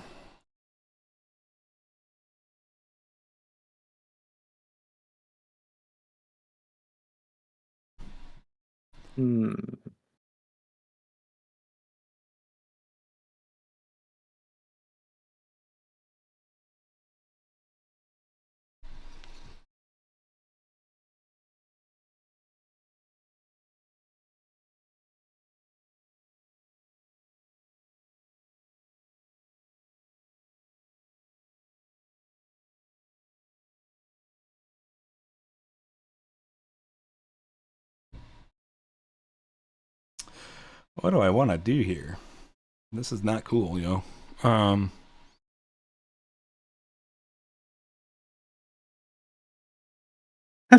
It's the end of the second deck cycle, and we're in the low 20s. I know. We're just both just like punching each other straight to face. Yeah. It's brutal.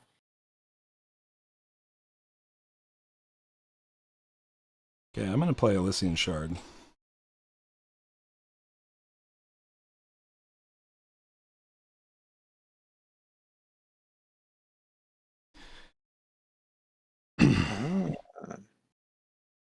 I don't like that play. I'm just putting that out there, but I didn't really have much other choice here. I'm glad then.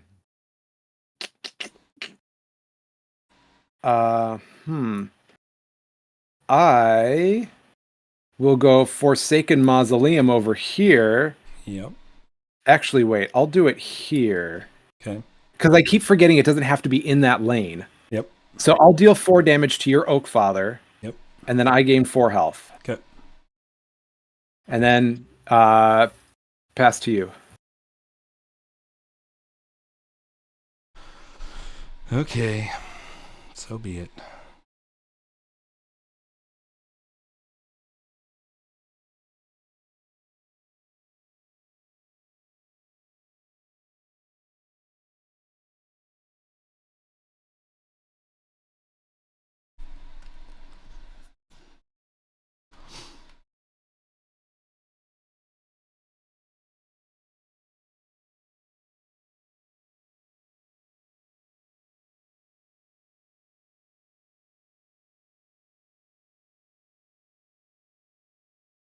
None of these are great. Not gonna lie. With that sitting around. That mausoleum sitting around, I'm like, I get literally nothing from any of my plays now. That's rough.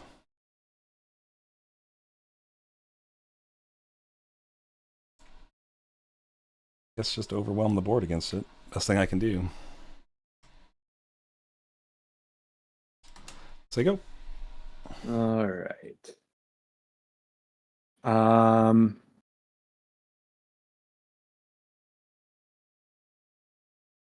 I'm gonna switch these around. I want to make you make a decision. That's a good call. That is that biting druid. Yeah. Yeah. Otherwise, there's not a decision. That's right.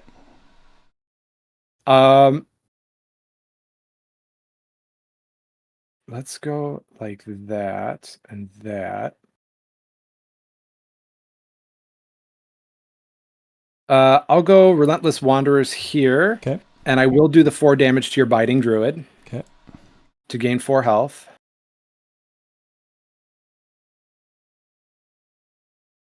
Okay. And then I'll activate to get a nice little chump blocker. Oh, is it not even going to let me do minions? Okay, good. Okay. And then on to combat. All right, so I'm going to take 6, go to 16. This is going to do 10. 2, yep, right. Yep. And then this is going to do 10 with breakthrough, so you take 5, go to 26. No, it's only if it's a level 1 creature. Oh, I totally misplayed that. So that breakthrough is delegated, my friend. Yeah, that sucks. Okay. Well, I guess that's dead. I take 2. Yes. This is dead. Take 2. And I'm just going to lose.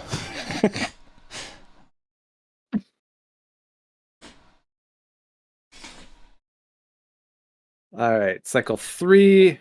Oh, you get Dead Winter. Loyal Beyond Death. Oh,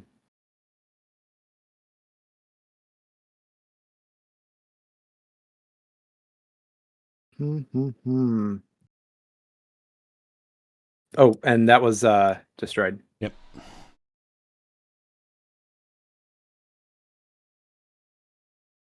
Let's see.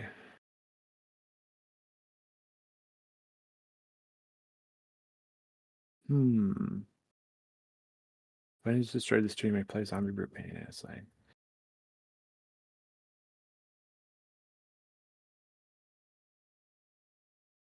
Let's go Biting Druid there. Yep. And then Oak Father. See, I've got 31. I'll go Oak Father there. And pass to you. Okay.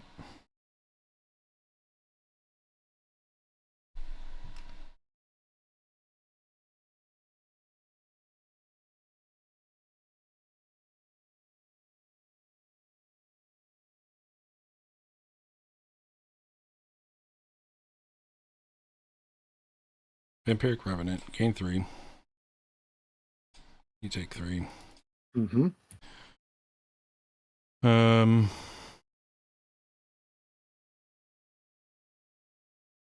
So go.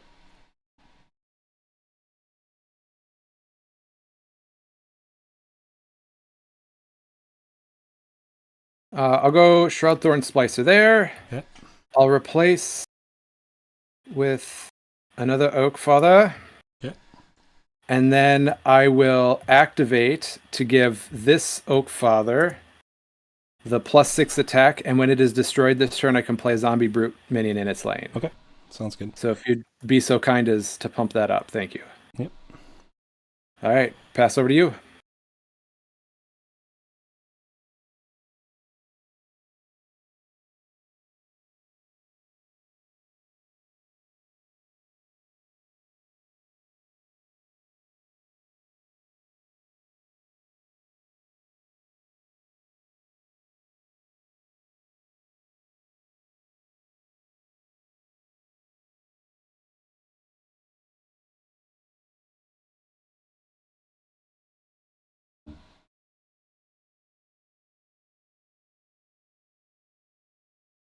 Play level 3 Shroud Thorn here. Maybe I did that. I did that the wrong way. It's got to go here. Yep. I replace that with this. Yes. And then it's going to be an ugly board state, but I think you come out on top. yeah. All right. I don't think I'm going to use my ability, so we're good. So I take 8, go to 11. Yes. Okay. And then that triggers when this is destroyed, you may deal 4 damage to a creature, so that's going to stay there for just a second. Yep. These are going to... That's going to die. I go down to 2. Uh-huh. That's going to kill that, and I go to 1. And these are going to trade. Yep. Okay, and I guess I don't have a creature to deal 4 to, so... Wait. My Forgeborn ability, Loyal Beyond Death, when it's destroyed this turn, I may play a zombie brute in this lane. All right, and mine goes first because I have the Forge. Okay, so then I do get to deal the 4 to that. Yeah. Yes. Okay, so he goes to 2. And I want to make sure it is in its lane. Yep. Okay. Cool. And then the trigger from the Banshee. Yep, deal 3 damage or 5 damage to an enemy player, so you go to 23. Yeah. Thanks. And we didn't do that last time with the chump block either, so I'll take 5 more. Okay. So we'd be at 18. I guess I missed that. So gotta use my Banshee triggers, right? Yes.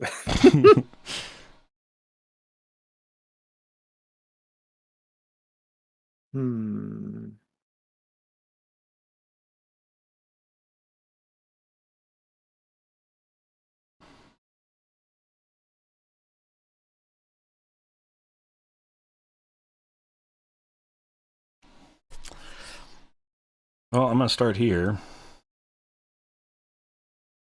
And no, I'm not. That's bad. That's just bad. Sorry. No, don't apologize. I thought it was quite interesting, actually. I'm gonna start there. Oh, stalking! Whew. Okay, let's see. I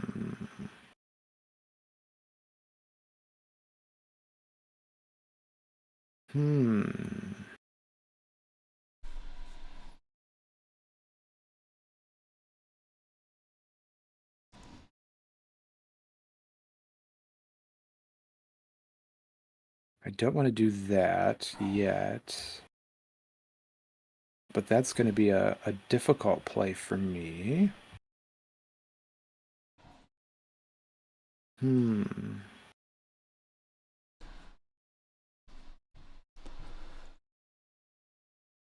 Well, I have to be blocking more than what's going on right now. The problem is you've got that stupid aggressive hound. So like my stealth creature just doesn't like it's not good. Yeah. And you get to reanimate. So I'm like, bleh. Well, I would lose board stain on it, and it would just be a level 1. Do I have any even good level 1 creatures at this point? Yeah, just the hound again. Right? Like just reanimate the level 1 hound. Well, yeah, but that wouldn't do any good because it would be over in this lane 5. Sure. But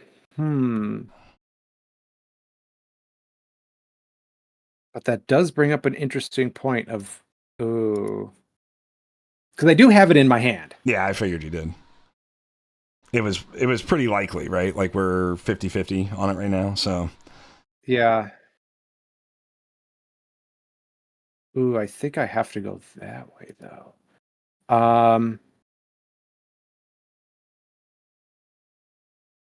Let's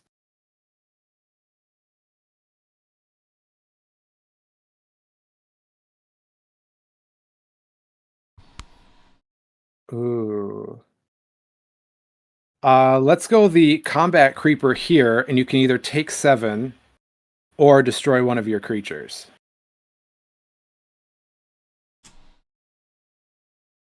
Interesting play. All right.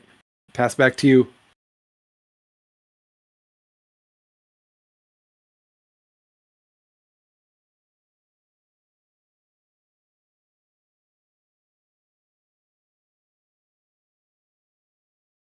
And I will -5 both of them because I have 2 or more spirits. 1, 2, 3, 4. Oh, you have to do the 1, 2, 3, 4, 5, and then this is 7. Yep. Hmm. I'm gonna also use this last one. Might as well. But you can't. It's a level 1. I can't even put it.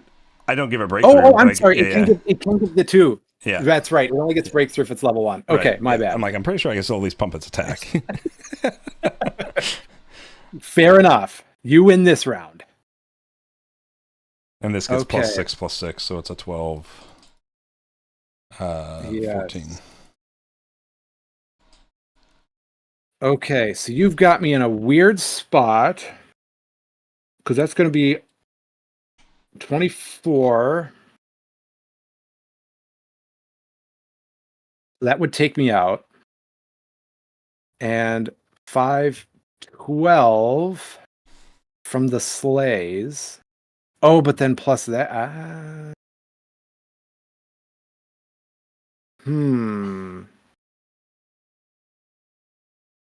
Banshees do work, man. Indeed they do. Indeed they do. But if I go that one and replace with a level 1 there, and then I could do that, so it'd still be 12. I'm still alive, I think. So what you're saying is there's a chance. Indeed. I'll do the Stalking Dire Hound. Okay. And destroy one of my creatures to reanimate a level 1. So I'll go this. Okay.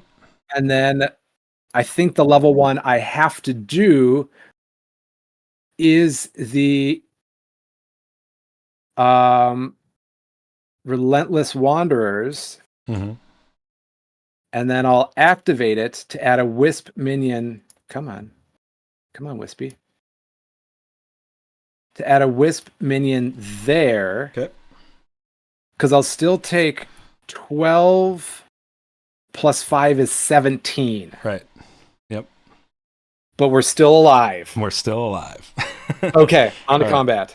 Banshee dies. There'll be a Banshee trigger there on the sleigh. Yes. This goes to 1. Yes. Beats that guy down. And you take 12, go to 16. Or 6, sorry.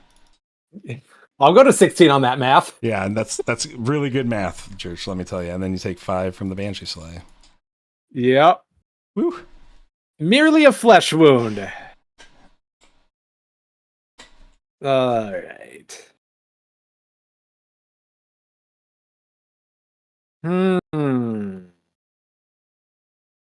What can I cook up here?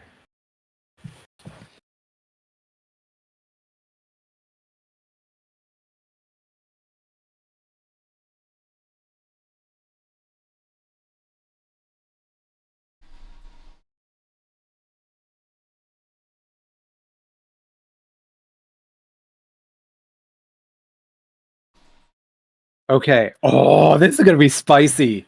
I love it. Okay. Let's see. Now, I have completely not taken into account the fact that you might be able to play cards. Well, that's how this stuff works, right? Like, we don't really know what happens until it actually happens. So we just don't. We don't know. So I have okay.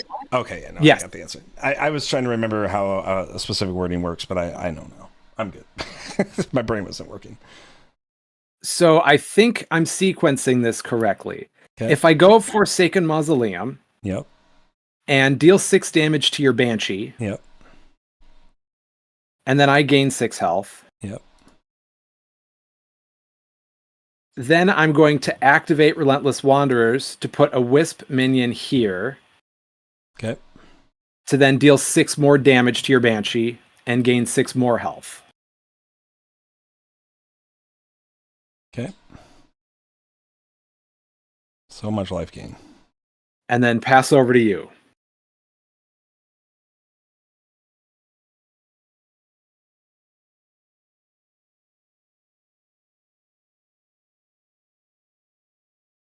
And now I got options.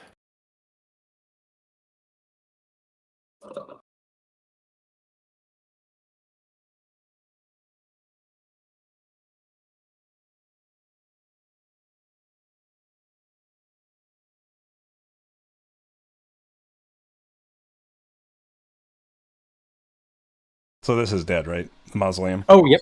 Okay. Yes. I didn't know if the level 3 stuck around after that. No. Oh dear, that would be bad. Whew. Yeah. Yes. Not good.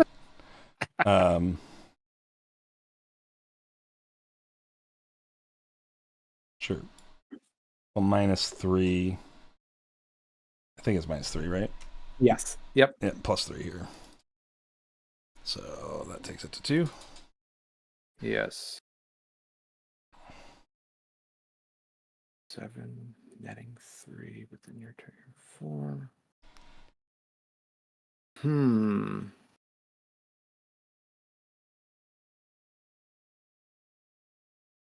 on, 1 positive on that. That's still doing fine. Nick Fletcher saying team life gain. Yeah, that's what's happening here. He's probably gained somewhere around 25 plus life.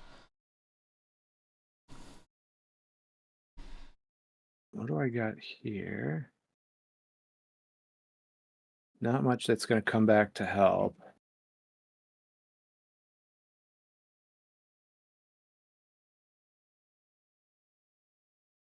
Do you? Oh, because I can't check. We don't have any deck lists. No, yeah, we don't. It's just playing by the seat of your pants today, George. Dang it. Oh, okay. Oh, dang it. Well, so I've got 2 options. I think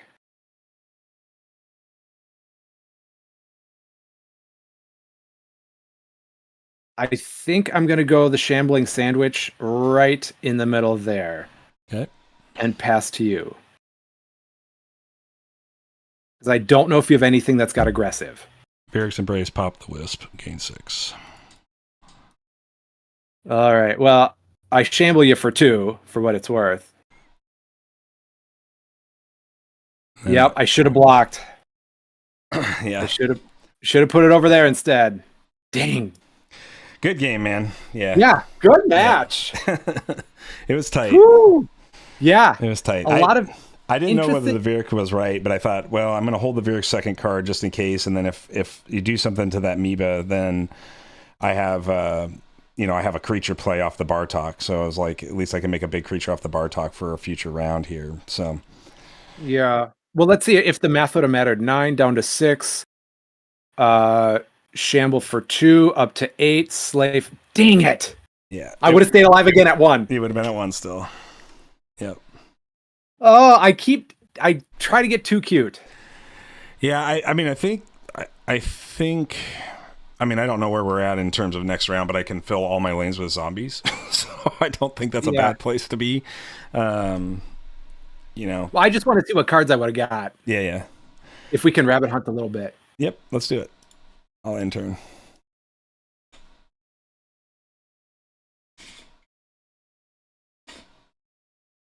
Oh my! All 5 level 1 cards. Yeah, we're good. Yeah, I had the only thing I would have had in this would have been I had another Lycian charge for a cycle 2 to give breakthrough, so potentially could have given the Bartok breakthrough plus attack, assuming it survives. And then I had the level 3 toxic Bartok as well. So okay, that's really about the only place I had, because Immortal Echoes is really bad here at the top of cycle 4. But assuming the Banshee would be gone, so I would have made at least 3 zombies at least to force your hand, and then put the Lycian Shard on the Bartok and see how you want to respond to that. And with stealth, with stealth, yep. No, I was out of luck there. Yeah, but it was. Shoot, man, I didn't know if I was gonna pull it off. You just kept gaining life, and I'm like, oh, you just keep gaining life and gaining life. I'm like, I'm in a lot of trouble here. So, I don't have a lot of sources of damage. That's one thing that's kind of tricky about this deck. Is like Oak Fathers are about the only way I can get damage out, and the Amoeba is pretty good, but that's about it. your Dire Hound's much better than mine because of the aggressive and stealth on it. That's, I think, another reason why that deck is so good. But I'm with you. I think Combat Dire Hound might be an MVP in this new set. You know, especially in a sealed format, like you're going to be happy to see Combat Dire Hound all the time because it's just, I mean, it's not as good as Stitcher, but it's pretty close. that Stitcher dog. That one's going to be really interesting because they're probably not going to have the Stitcher in the set. I would assume that they wouldn't want that as well. I would assume so, but you never know. You just never know. There could be a Stitcher. They're just holding on to it here. Let's see. So I had Forge at cycle 4, so you had Forge to start the game then. Yes. Okay. Yeah. It's I was kind of hoping we'd get some more information on the Forgeborns today. That was what I was really hoping for, but you know, I'll take what we got, which has been a chance to see some pretty cool cards. I don't know if any of them have not been spoiled. I was trying to like work through that. I'm sure that they were pretty particular about that.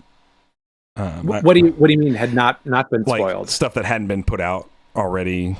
You know what I mean, through the content creators spoilers.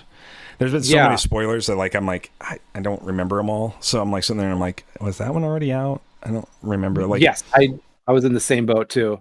Like, because I don't remember if Haunting Tuskmage or like Tuskmage was shown. I think I remember seeing a different Tuskmage because there was one where the modifier was something to do with upgrades. Yeah.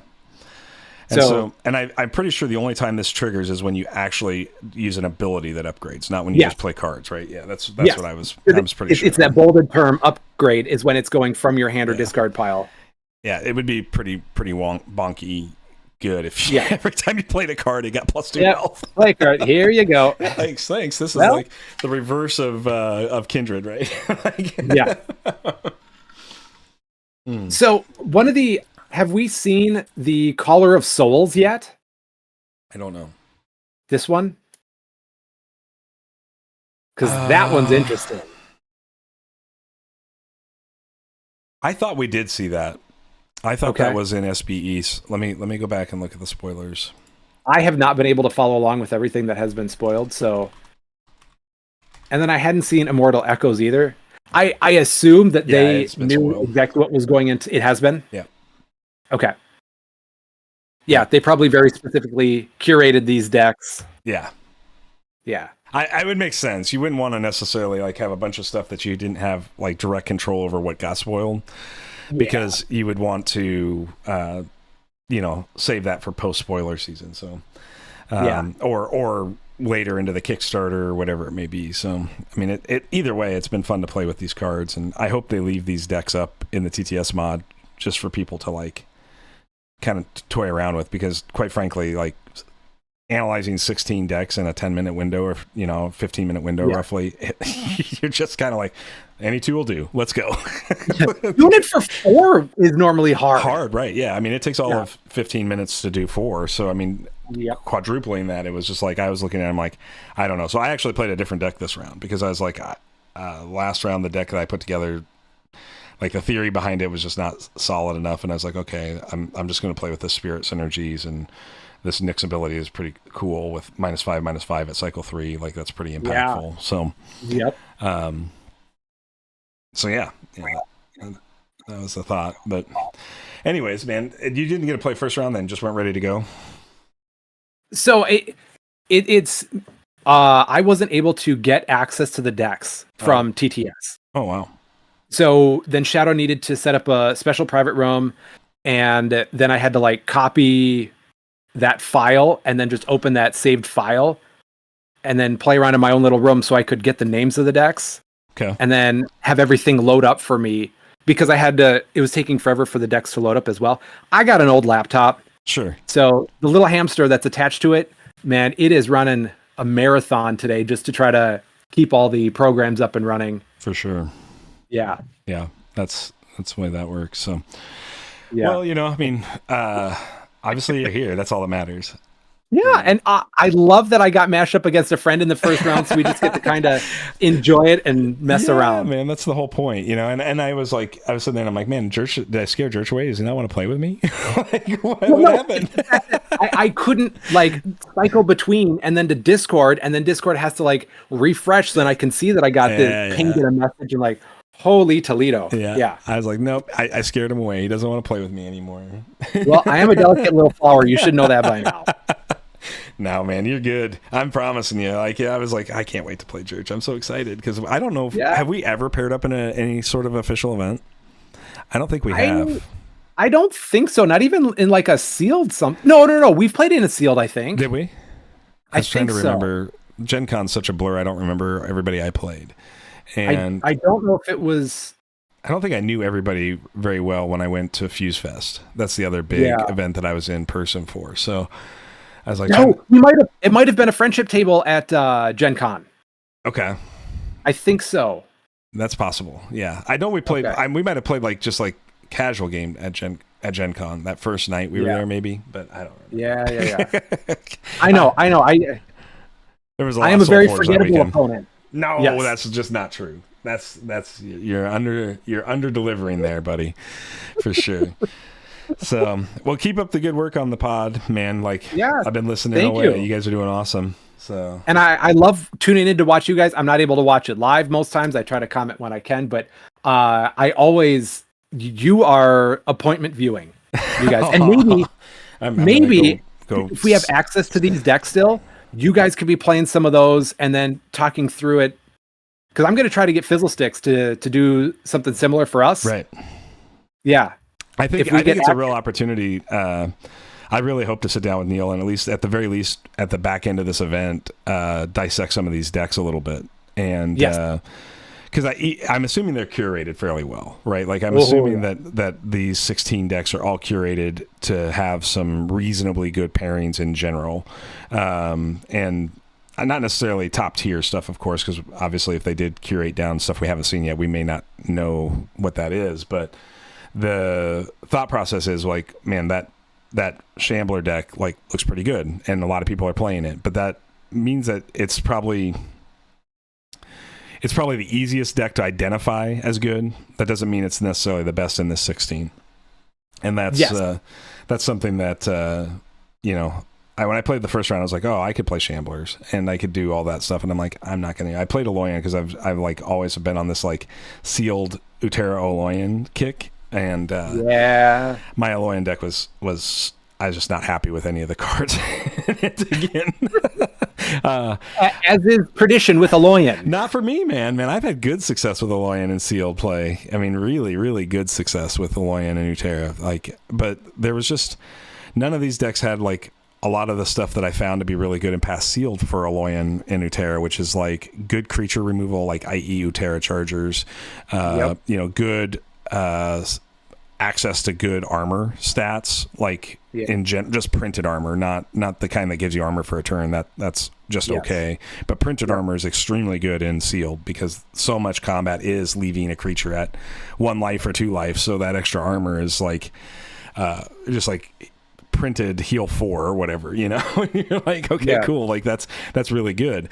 So but these blue decks that I looked at today in this pile, I just didn't see that in the brief 15 minutes I had a chance to look at it. So I want to dissect more into that and see what blue is really trying to do here. I know that there's one of the new the blue card that moves and removes a creature when you move into the lane with it. I know that's in one of the decks, but and I do want to play with that card, but I don't know. I was sitting there, I'm like, okay, the green decks that we have don't really have big bodies either right now. A lot of these bodies, they're just kind of marginal at best. The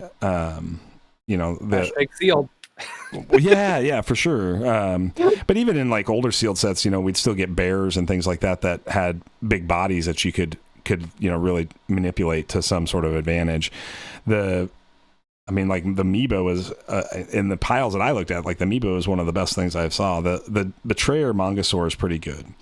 That was fun. I'm surprised you didn't play that. I drew it. last round, and I was going to do it before you decided to like do your little exalt thing that took my guy down to 12-14, and then I was like, oh man, I need to not do that now. But I was gonna be like happy to just like shoot my guy for 5 to do 5 on the other side of the board. Like I was like, yep, we're gonna do that all day. And then you like did that play, and I'm like, nope, that play is now gone. Don't want to give up board presence for it. So, it was the Mongosaur wasn't better than the Banshee in that scenario. So, yeah. Never is. Never. Hello, gentlemen. What's up, Lucas? What's going on, brother? Hey. Oh, nothing much. Mind if we highlight your game here on stream? We are done. We're just chatting. Yeah. So. Oh, never mind then. I think final postings just went up then. Okay. So yeah, and I am in the correct table. Well then I am 11, baby. Then I'm just gonna stay here then. So yeah, I think everybody's submitted now, if I'm looking at it right. So I think everybody's in for this round now. So we're friendship table. Ooh. That's right. Let's go. They moved round 3 already forward. So here we go, boys. All right. Good luck, Church. We'll see you in a future episode. We'll get together and talk about this. Yeah. Talk to you soon, All right, Jesse. see you, dude. Bye. Bye. Colin? Yep.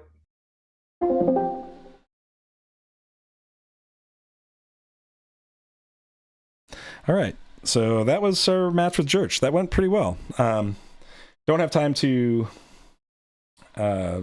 possibly build a third showcase deck here. I was going to try to if we got done early, but we didn't happen. So I've got Don Krakowski. I do not know who that is, so hopefully they jump into our table here quickly. We again, not sure who Don is, but we'll see if we can get her on here and chat with her, and then we'll go from there. I'm assuming it's her. I should probably not make that assumption, but yeah, I'm gonna let's see. Yeah, best of 1 score sheet, Don Krakowski. I don't have any other information on Don, so we'll see. Oh, there we go. Dragon Rider. Oh yeah, I know Dragon Rider. Hello. Hey Don, how's it going? Going well. How are you doing? Good. We meet again. Yes. Under different circumstances, but still very much a similar style of game, right? Where we're just going to have some fun. Yes. All right. How have your first couple of games gone? My first game went horrible. Oh no! My deck was absolutely terrible, so I did a quick pivot in round 2 into a different deck and went a little better, but I'm not going to say it was great. Nice. I'm not sure I've identified what is the best thing to be doing with these 16 decks, but not really enough time to really spend any time figuring that out. So it is really kind of an any two will do type experience. So yeah. I do have a game up. Okay. And password is just 1234. Okay. So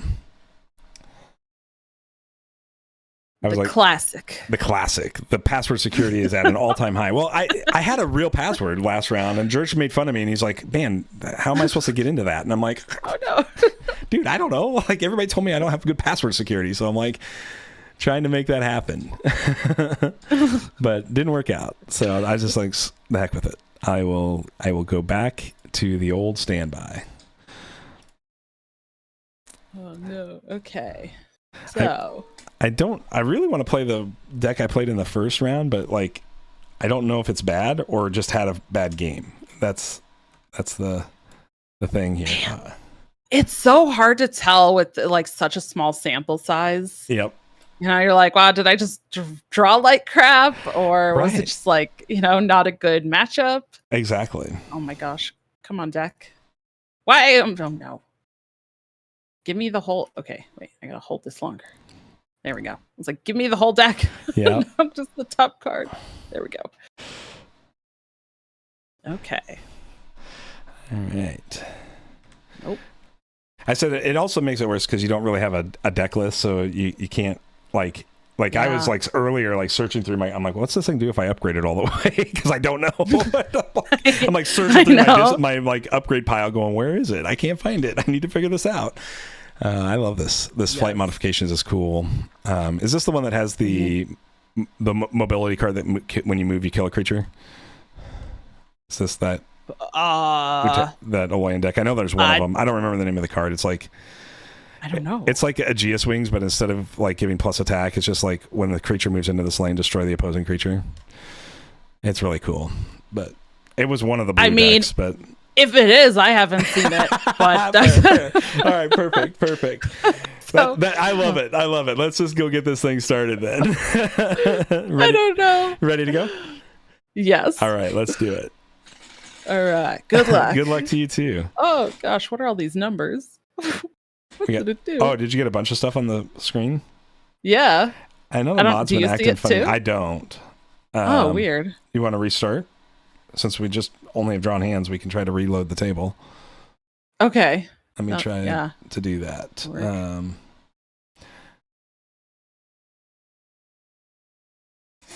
Yeah, that's my game from church. Okay. Let me create a whole new game here. Look better? Yeah. Okay. I mean, the board that you had just loaded for me looked pretty okay. So like, that board was yeah. That was the game with George from last round. Oh, okay, I gotta load my saved objects here again. You are good. So the first round, I just grabbed random things and then played them. Yeah. I was like, I don't know, I'm just gonna like pick two and just go. Honestly, I mean, I think you had just as much chance of doing something interesting with that than anything else, just because of the nature of this whole thing. So yeah, it was really hard. And I said, like in a normal sealed environment, you get 15 minutes to look at 4 decks, right? Like this is 15 minutes to look at 16 decks. That's 16 decks. Forget it. Like it's just there's no chance on that at all. So not a chance. Yeah.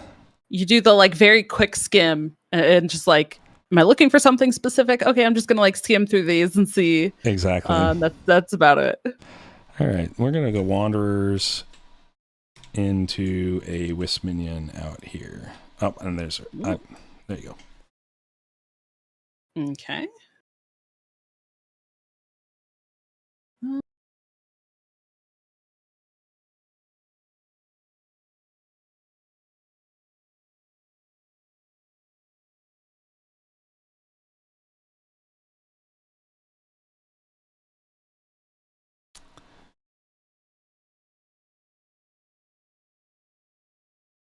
So did you build a deck for your second round then? I love So actually my second round I had a buy. Okay. So I just kind of looked through the decks a little bit and then I just picked some stuff and I started just playing against myself. But then that's a great card. Oh, this card, this card is cool. I'm gonna upgrade this Scorchmane Dragon. Yep. I've seen that happen a couple of times today. Yes, me too. Yeah.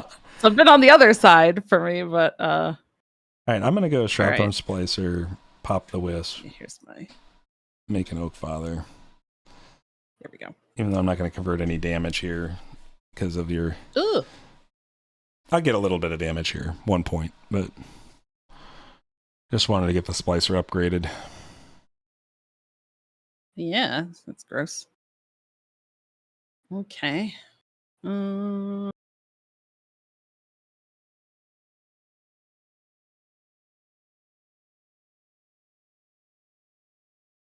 Well, I'm gonna play Stone Skin and buff it, and then they're gonna battle. That sounds good. That will right. cause them to die. Yes. Oh, it feels kind of bad to have to do that. You're still up on me a card with your upgrades. On yeah. All right. I still think that's a pretty good play actually, because the Oak Father wasn't going to die, right? So I was going to deal a point of damage to you this round, but you're still going to have to deal with that 8/6 Oak Father. So yeah, I think it's ugly. Yep. Okay. So yeah, what colors am I playing? I am playing red and blue, which is Aloyan is blue and Tempest is the red. That's when chat was asking. Oh yeah. I've had a pretty quiet chat. I don't even know if anybody's actually knows we're streaming today, but Jurch, he comes on, and of course his cheerleading section comes with him. Like, he's just Mr. Steal Your Channel. So, good old Jurch. Yep, he's good stuff. All right. I feel like I have so many options with a lot of these cards. I don't know if you've noticed that, but it's like I haven't figured out really how to go about these there's turns. definitely been, there's been, like, that last round I had 5 really good cards, and I want all of them to be upgraded, but I couldn't upgrade all of them because I drew them all in one round. So, I'm like, okay, well, I guess what are the 2 best or 3 best out of this, 2 best out of this hand. So, what's up, Imp? How's it going, man? Yeah, there are new cards for sure. All right, what's this thing do? I remember talking about this thing. Move this to an adjacent lane when you play a creature. This is the thing that, like, it flings itself, right, when you play the next level. And yeah, okay. That's not cool. I don't like that thing. I don't like that thing at all. I haven't even gotten to play the level 2 of it yet. So you said that, and I was like, wait, it does what? Yeah, it's crazy. I gotta look at a card here. I don't know what it does at the next level. I have yet to play this card today. Ooh. But I don't think... maybe it's okay. Yeah, we'll do that. We'll go Wanderers before you play the Windweaver Azir and take away my play. And then we'll do Haunting Tusk Mage. Ooh. Nice.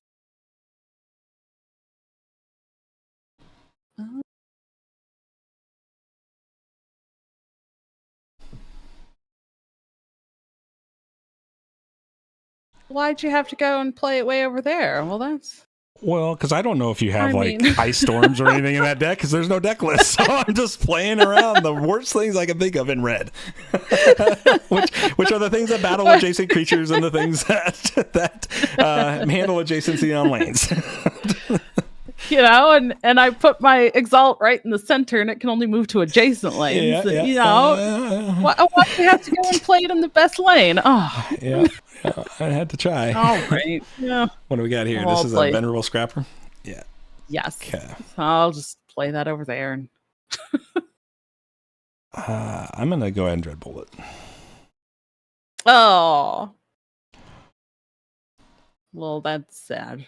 So no damage. I mean, you still dealt no damage. Yeah. All right. Let's go to turn 3. All right. Woo! Woo! This has been a riveting match, folks. That's right. Wow. Okay.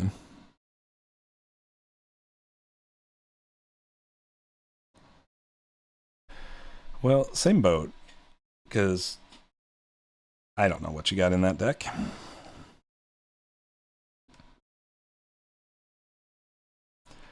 I'm going to do the Cultivating Guardian and upgrade the Druid. That gives us +2 health. Nice. Yeah.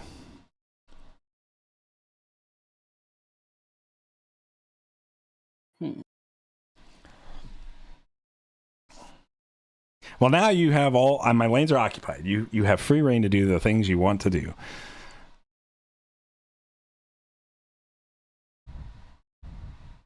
I mean, if I had drawn the things I wanted to do, well, I'm that sorry. would be helpful. I'm sorry. That part I can't help it. Yeah. I'm just trying to give you every opportunity here. I drew all the good things in the first 2 turns already, I think. And there's one more card that ended up in the bottom. So, whoops. That happens. Yeah. Well. I guess we'll start with this Juggernaut here. Whoa, that delayed for a second. And he is exalted, so he's gonna have that 3 armor. Yeah, that's pretty nice. I don't have this armor anymore. On No, myself, no, right? that was from the earlier. Yeah. I was only per 1 turn. Okay. Well, we'll just use that. All right.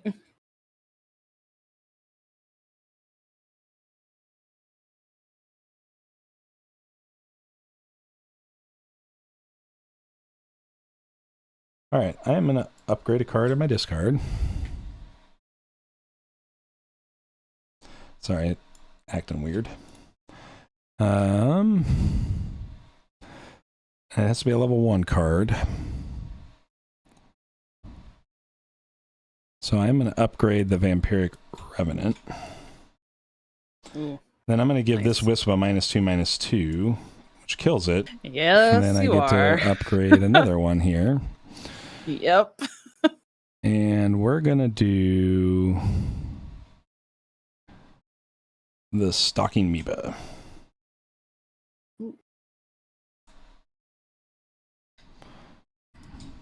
Okay. Wanted to make sure I can tell when they don't go in right because they go backwards, but so there we go. That was my turn. All right. Oh, and I got 2 upgrades there, so this is +4, so it goes to 10. Oh yeah.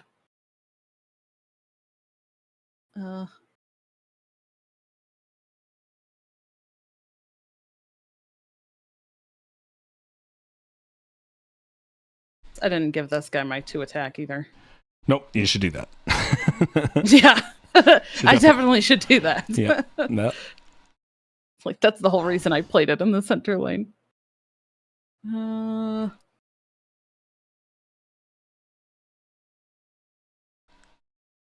Yeah, this is all right. I think I have to just do this because I'm tired of your little wisps. Cool. Which probably just helps you because then it's just gonna like give you more board. We're gonna play the predatory attack. Yep. And give Yep. the battle between these and the Wanderer. And do the Wanderer. Okay. Makes sense. Yeah. Okay, so it And it survived, right? It still takes the damage, right? Because it's battle. Yeah, but you got armor, so it only Oh, yeah. it goes to 1 armor, it That's doesn't lose right. any health. Yep. Oh, it was only 2. Yep. And then it gets +5. Perfect. Oh. And yeah, the Combat? TTS is having some problems. So we're gonna do 10? Yeah. 10. Yes. Okay. Hey, we got on the board, chat. Took 3 turns, but we got on the board. First blood. That's right. That's right. That's exactly right. Okay. Oh, and we now have our first ability. We do.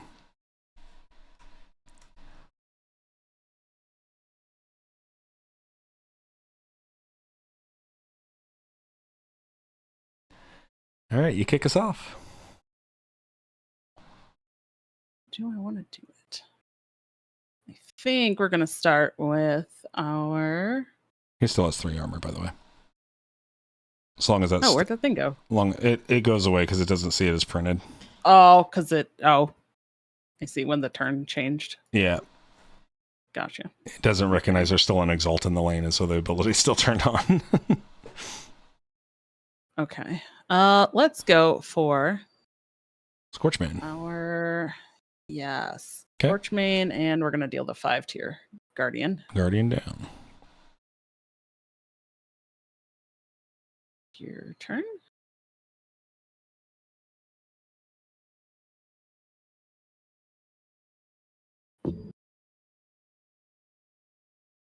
Play a Biting Druid and replace the Wisp with an Oak Daddy.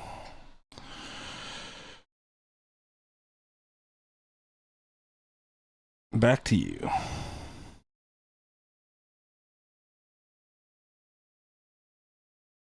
Oh, I always think of these things as tokens, but man, 8/8 tokens are really ugly. They are ugly, for sure. Tokens are supposed to be puny, and those are just not. Yeah. I don't have a good way to deal with that, sadly. I guess. Ugh.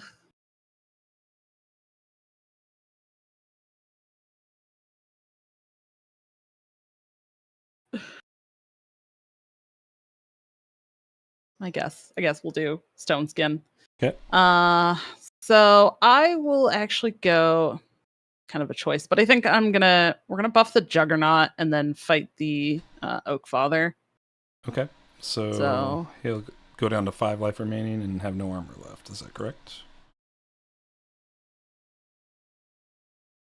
Yeah, because it's 8. Yeah. All right. So 8 against 11. So it'd be 3 life remaining, right? Because in -3, then -5. Yeah, 3 life remaining. 3 life. Okay. Gosh dang it.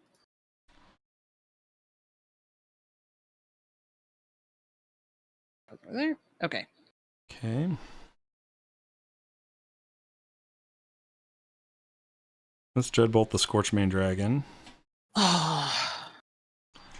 And then let's go ahead and use my Cycle 2 ability and play a mindless zombie minion in this lane. And go to combat. So I think I'll deal 5. Yeah. Okay. And then these guys will trade.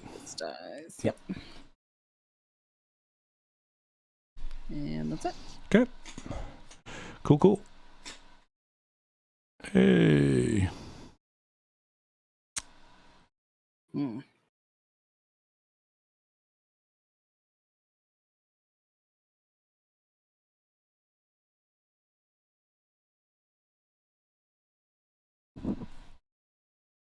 Let's start here, and we'll replace the Biting Druid with an Oak Father. Back to you. Okay. Yeah.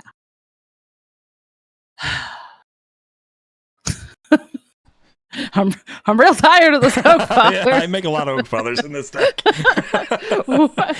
And which deck is that again? Yeah, I need to check that out after this. It's one of these green ones. I'll pull it out when we get done and show it to you. It's been a pretty fun deck, but I kept my green half the same on all 3 rounds. It's just been the opposite half that I've been. Oh, nice. Monkeying That's a around cool with. way to do it, though. Yeah. Like just find one and then trade out the other half. Yep. So I actually played the blue half you're playing in round 1.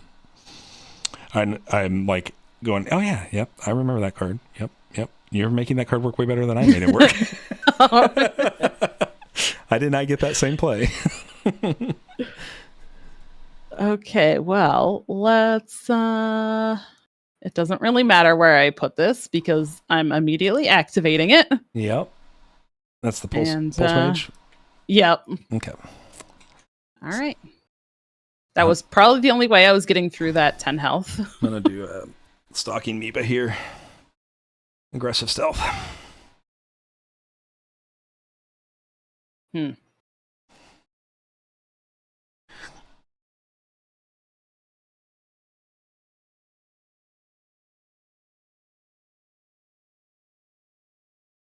Well, I think where my deck lacks in removal, your deck found it. Yeah. I really like that Betrayer, like whatever the spell is, that's like the Utera Charger. I mean, it looks really, really good. I had trouble finding blue creatures in that deck or other creatures that I paired with that deck that it worked well with. I did not, and that's why I said I'm not sure my round 1 went extremely well because I did not see Shroudthorn Splicer and was kind of just living on Restless Wanderers and other kind of not so good stuff. So I feel like these last 2 games, my green half has performed probably more like it's supposed to.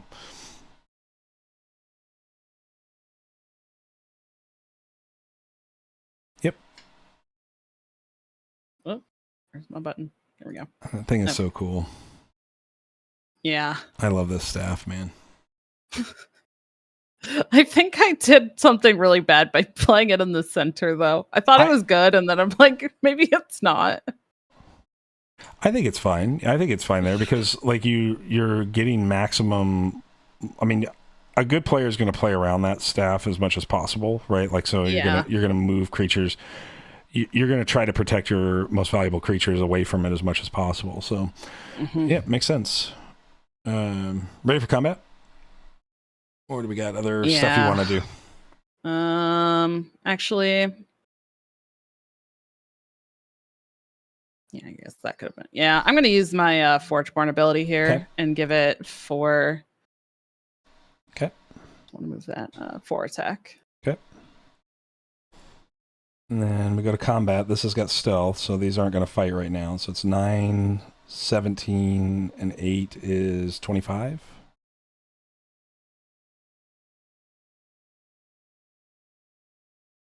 Okay. Right. All right.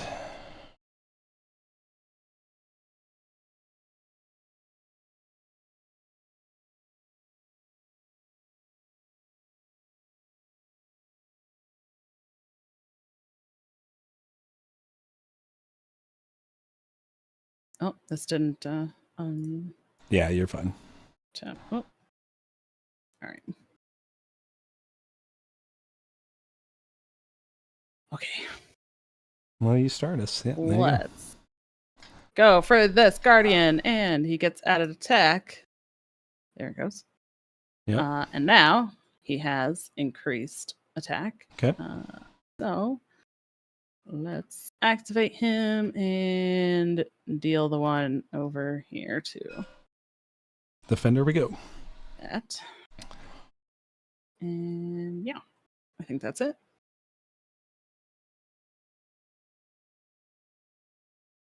I'll play a Roaring Decayosaur. Give this +2/+2.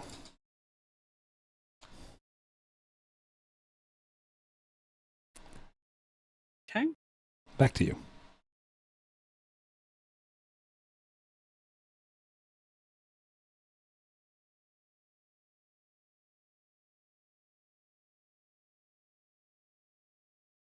Mm-hmm.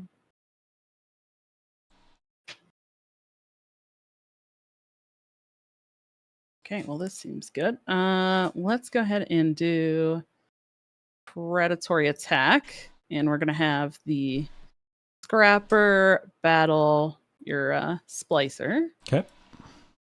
And then it survived, so it gets... Took 6 though from the battle, so it goes down to 4, and then it would go up by 7, so it goes to 11. You can just set it to 11. Yeah. +1 on that. Yeah, it's just... And then since it did, I can have it battle an enemy creature. It's gonna battle the Amoeba. Okay, so they'll trade. And then they'll die. Yeah. Okay, sounds good. Okay. That works. Okay. Let's do Vampiric Revenant. Train you for 3, I gain 3. No. And then go combat? Yes. All right, so this goes to 1. You didn't take any other damage, so you should just be a 7. Because there's no. Oh, that's right. He's back here. Yeah, he's back. He's in the back. So. Oops. So you should still be at. That's right. 7. This guy dies. I took the 5. Yep. Okay, cool. Get in there. All right. I couldn't remember if they actually still fight, even though he was exhausted. Yeah, they do. Okay. They do. And then that was it, right? That's it. Okay. What? Oh, there we go. There it is. I was like, where'd the end turn button go? It disappeared. It's been disappearing today. I don't know what the deal is with that exactly, but it said you don't need to end your turn. Right. Yeah. For sure.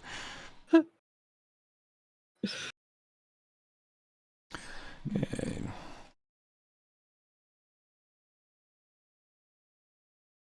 I guess I get us started, so I'll just put the big level 3 amoeba out. Oh, gross.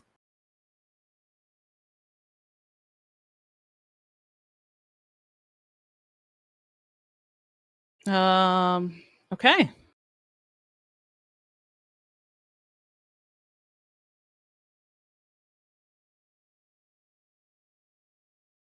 So I'm gonna play the Silver Arc, and I'm gonna buff your Amoeba.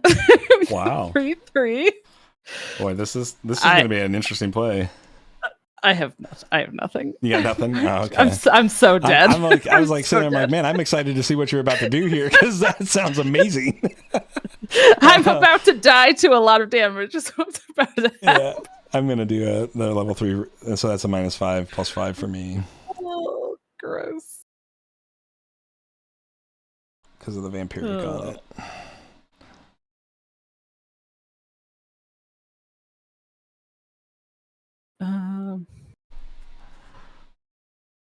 Yeah.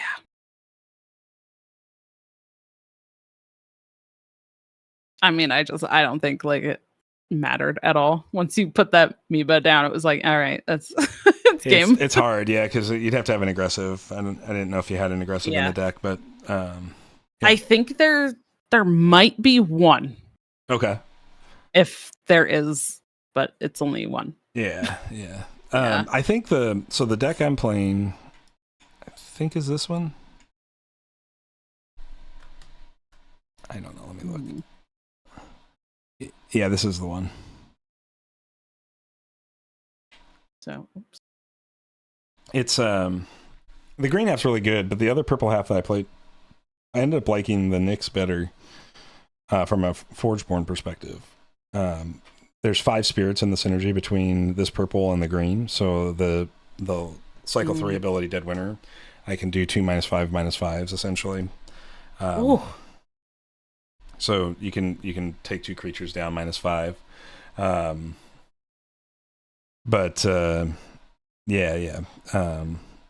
I do think that's a pretty cool ability, and that Spirit Matters synergy is kind of cool. And 5 spirits in sealed is pretty heavy density for sealed. Like I've played a lot of synergy sealed where 3 or 4 is what you live on, so 5's kind of above the curve there. So yeah, yep. I've been I really like that green half when I identified it as like the Shroudthorn plus the Restless Wanderers, just something I know is good. And so when you play like in a new format like this, I mean, yeah, I want to experience new cards too, but I wanted to at least have one half that I felt like I kind of already knew how to play. And I've played Bartox, and I've played Restless Wanderers, and I've played, Shroudthorn Splicers. And so like a lot of the cards were already cards that I kind of was already familiar with their ingrained synergies, and that made it easier for me to then experience some of the newer cards on the other halves and kind of reduce my variables a little bit, because I think this card right here is so good. I think Ancestral Staff is insanely good. I think this card is extremely good too. This Windweaver Azir. I just think that,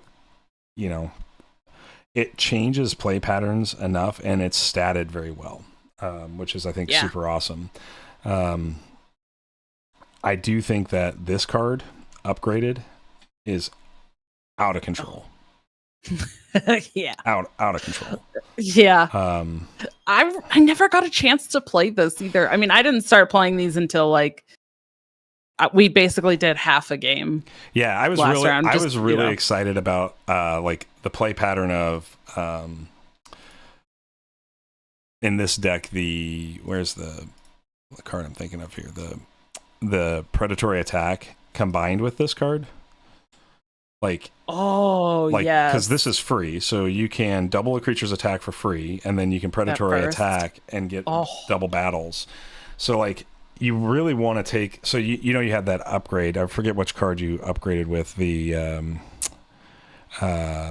Guard Archivist, this guy. I think he really wants Scorchmane? You did Scorchmane. I think if you have a Reconstruct, I think you really want to do Reconstruct because it gives you a free card later. The 07 Scorchmane, like level 1, isn't terrible, right? Like it's a reasonable body. It stalls the game. I mean, it's all things that you're kind of okay with. So, like for me, when I looked at this deck, this is what I wanted it to do. It never did it for me. So, I don't know if the rest of the deck is good. I was very surprised. Like this green half I paired with, I could never make the bolstering juggernaut work for Exalted because all of the green exalts on this side are like blow them up when you do something kind of thing. So, but I think your deck with Ancestral Staff, like bolstering juggernaut and Ancestral Staff, look pretty nice together. To be honest, like it makes a really, really strong creature. So, and I think Deep Frost Guardian, this guy is out of control. I think he's super cool. Yeah.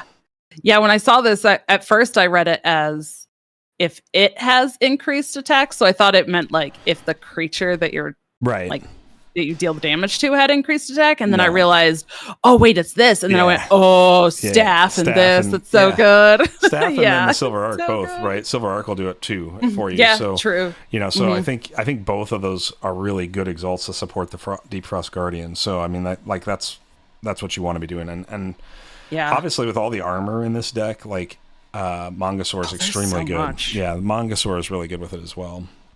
So, I mean, I think there's lots of cool things going on. And to your point, what I experienced today was very much like what you're saying, where I was looking at a hand of 5 cards and I wanted to play all 5, right? But you had to then actually make legitimate decisions on like which ones of these are 5% better or 10% better or playing into the longer game plan of the deck. And obviously not going to know that until you got enough reps with the deck to know it. But like that was when I first looked at this blue deck, and this is the deck I played to start. So, what I put together as my starting point was this green half with that blue half. And I really thought with all the creature stuff, like there's some replace synergies going on in that deck. Palladium Pulse Mage loves destroying Wisp minions to get bigger creatures off your opponent's board. So I was like, oh, like Relentless Wanderers and Palladium Pulse Mage will be really good together. It just... none of that came together in that first game, right? And I was like, oh, like this is just bad. Like I'm just getting crushed. But I do think that blue half is better than what my first game experience was with it, and I want to play it some more because I think that these two cards together, the Betrayer Predatory Attack and the Reconstruct, combined with the Guard Archivist, so you don't have to waste tempo on we just broke the game. Where you don't have to play Reconstruct as a tempo hit. So, you know, I think that's really awesome. And, you know, these Reconstruct also plays extremely well with this Deep Frost. So I think you made good choices as far as what to pair. I just think that this purple half I played is pretty interesting. Like when I played my first game, I lacked ways to connect damage to players. Like I just didn't have, I was doing a lot of combat trades and I was winning the board, but I was losing the game to an opponent's stealth, and I was losing the game to opponent's, you know, trample, breakthrough, and I was going, there's no way around that. So like I said, like, yes, I'm winning combat, but I'm losing the life battle and eventually lost the game because of it. So I still think that you got to have some of those ways to connect damage, and I think stealth and breakthrough are still going to be key to that, which is great. That should be. Yeah. I do feel like whether it was me doing them or my opponents, which I really, you know, you were only my second opponent. Sure. Yeah. It felt like the cards really worked together, I think, a lot more than I felt with. Now, I only started playing in like basically May. Oh, okay. So I really kind of have more experience with set 2. Yeah. But I feel like there was a lot of like little synergies in different ways, like you're saying, like, oh, these cards could pair together, or like those cards could pair, or these cards. It feels like there's a lot more of that with the decks that I saw from both sides today, which that felt really good. Yeah, I mean, I agree with I'm agreeing with what I saw there too. Like it just felt like the printed abilities on cards today were less corner case printed and more just generally had play value. You know what I mean? So like there's a lot of like set 1 and set 2, and set 2 is really a big culprit of it, but there's a lot of set 1 and set 2 where you have these really cool abilities, but they're kind of built into these niche corner cases, and then man, you can't, I mean, you just can't get them to work, right? So they're not consistent enough to be valuable in an actual game of Solforge. But like I am loving this this modifier Roaring. I just think that modifier is absolutely great. Like it's it's great as an underdrop because you can take a big creature that maybe is going to punch through the lethal, or you can change combat math trades. Like I think that's a really, really strong ability.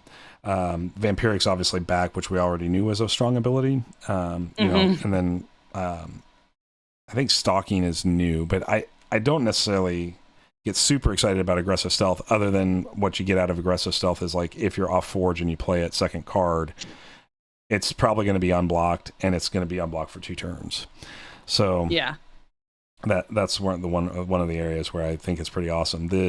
These synergies between the Tusk Mage and this Cultivating Guardian, I think are really cool. Cultivating Guardian is just giving you card advantage, increasing deck quality as you get deeper into the game, and I think that's a real win. And then obviously, like, I think this card's probably extremely good. Yes. Yeah. The fact that you can hit any creature with it, including your own, like, is probably very few times you don't have a play with it. Yep. So, yeah. And you just being able to say, like, you're like, well, okay, there goes my wisp, and I'm like, yep.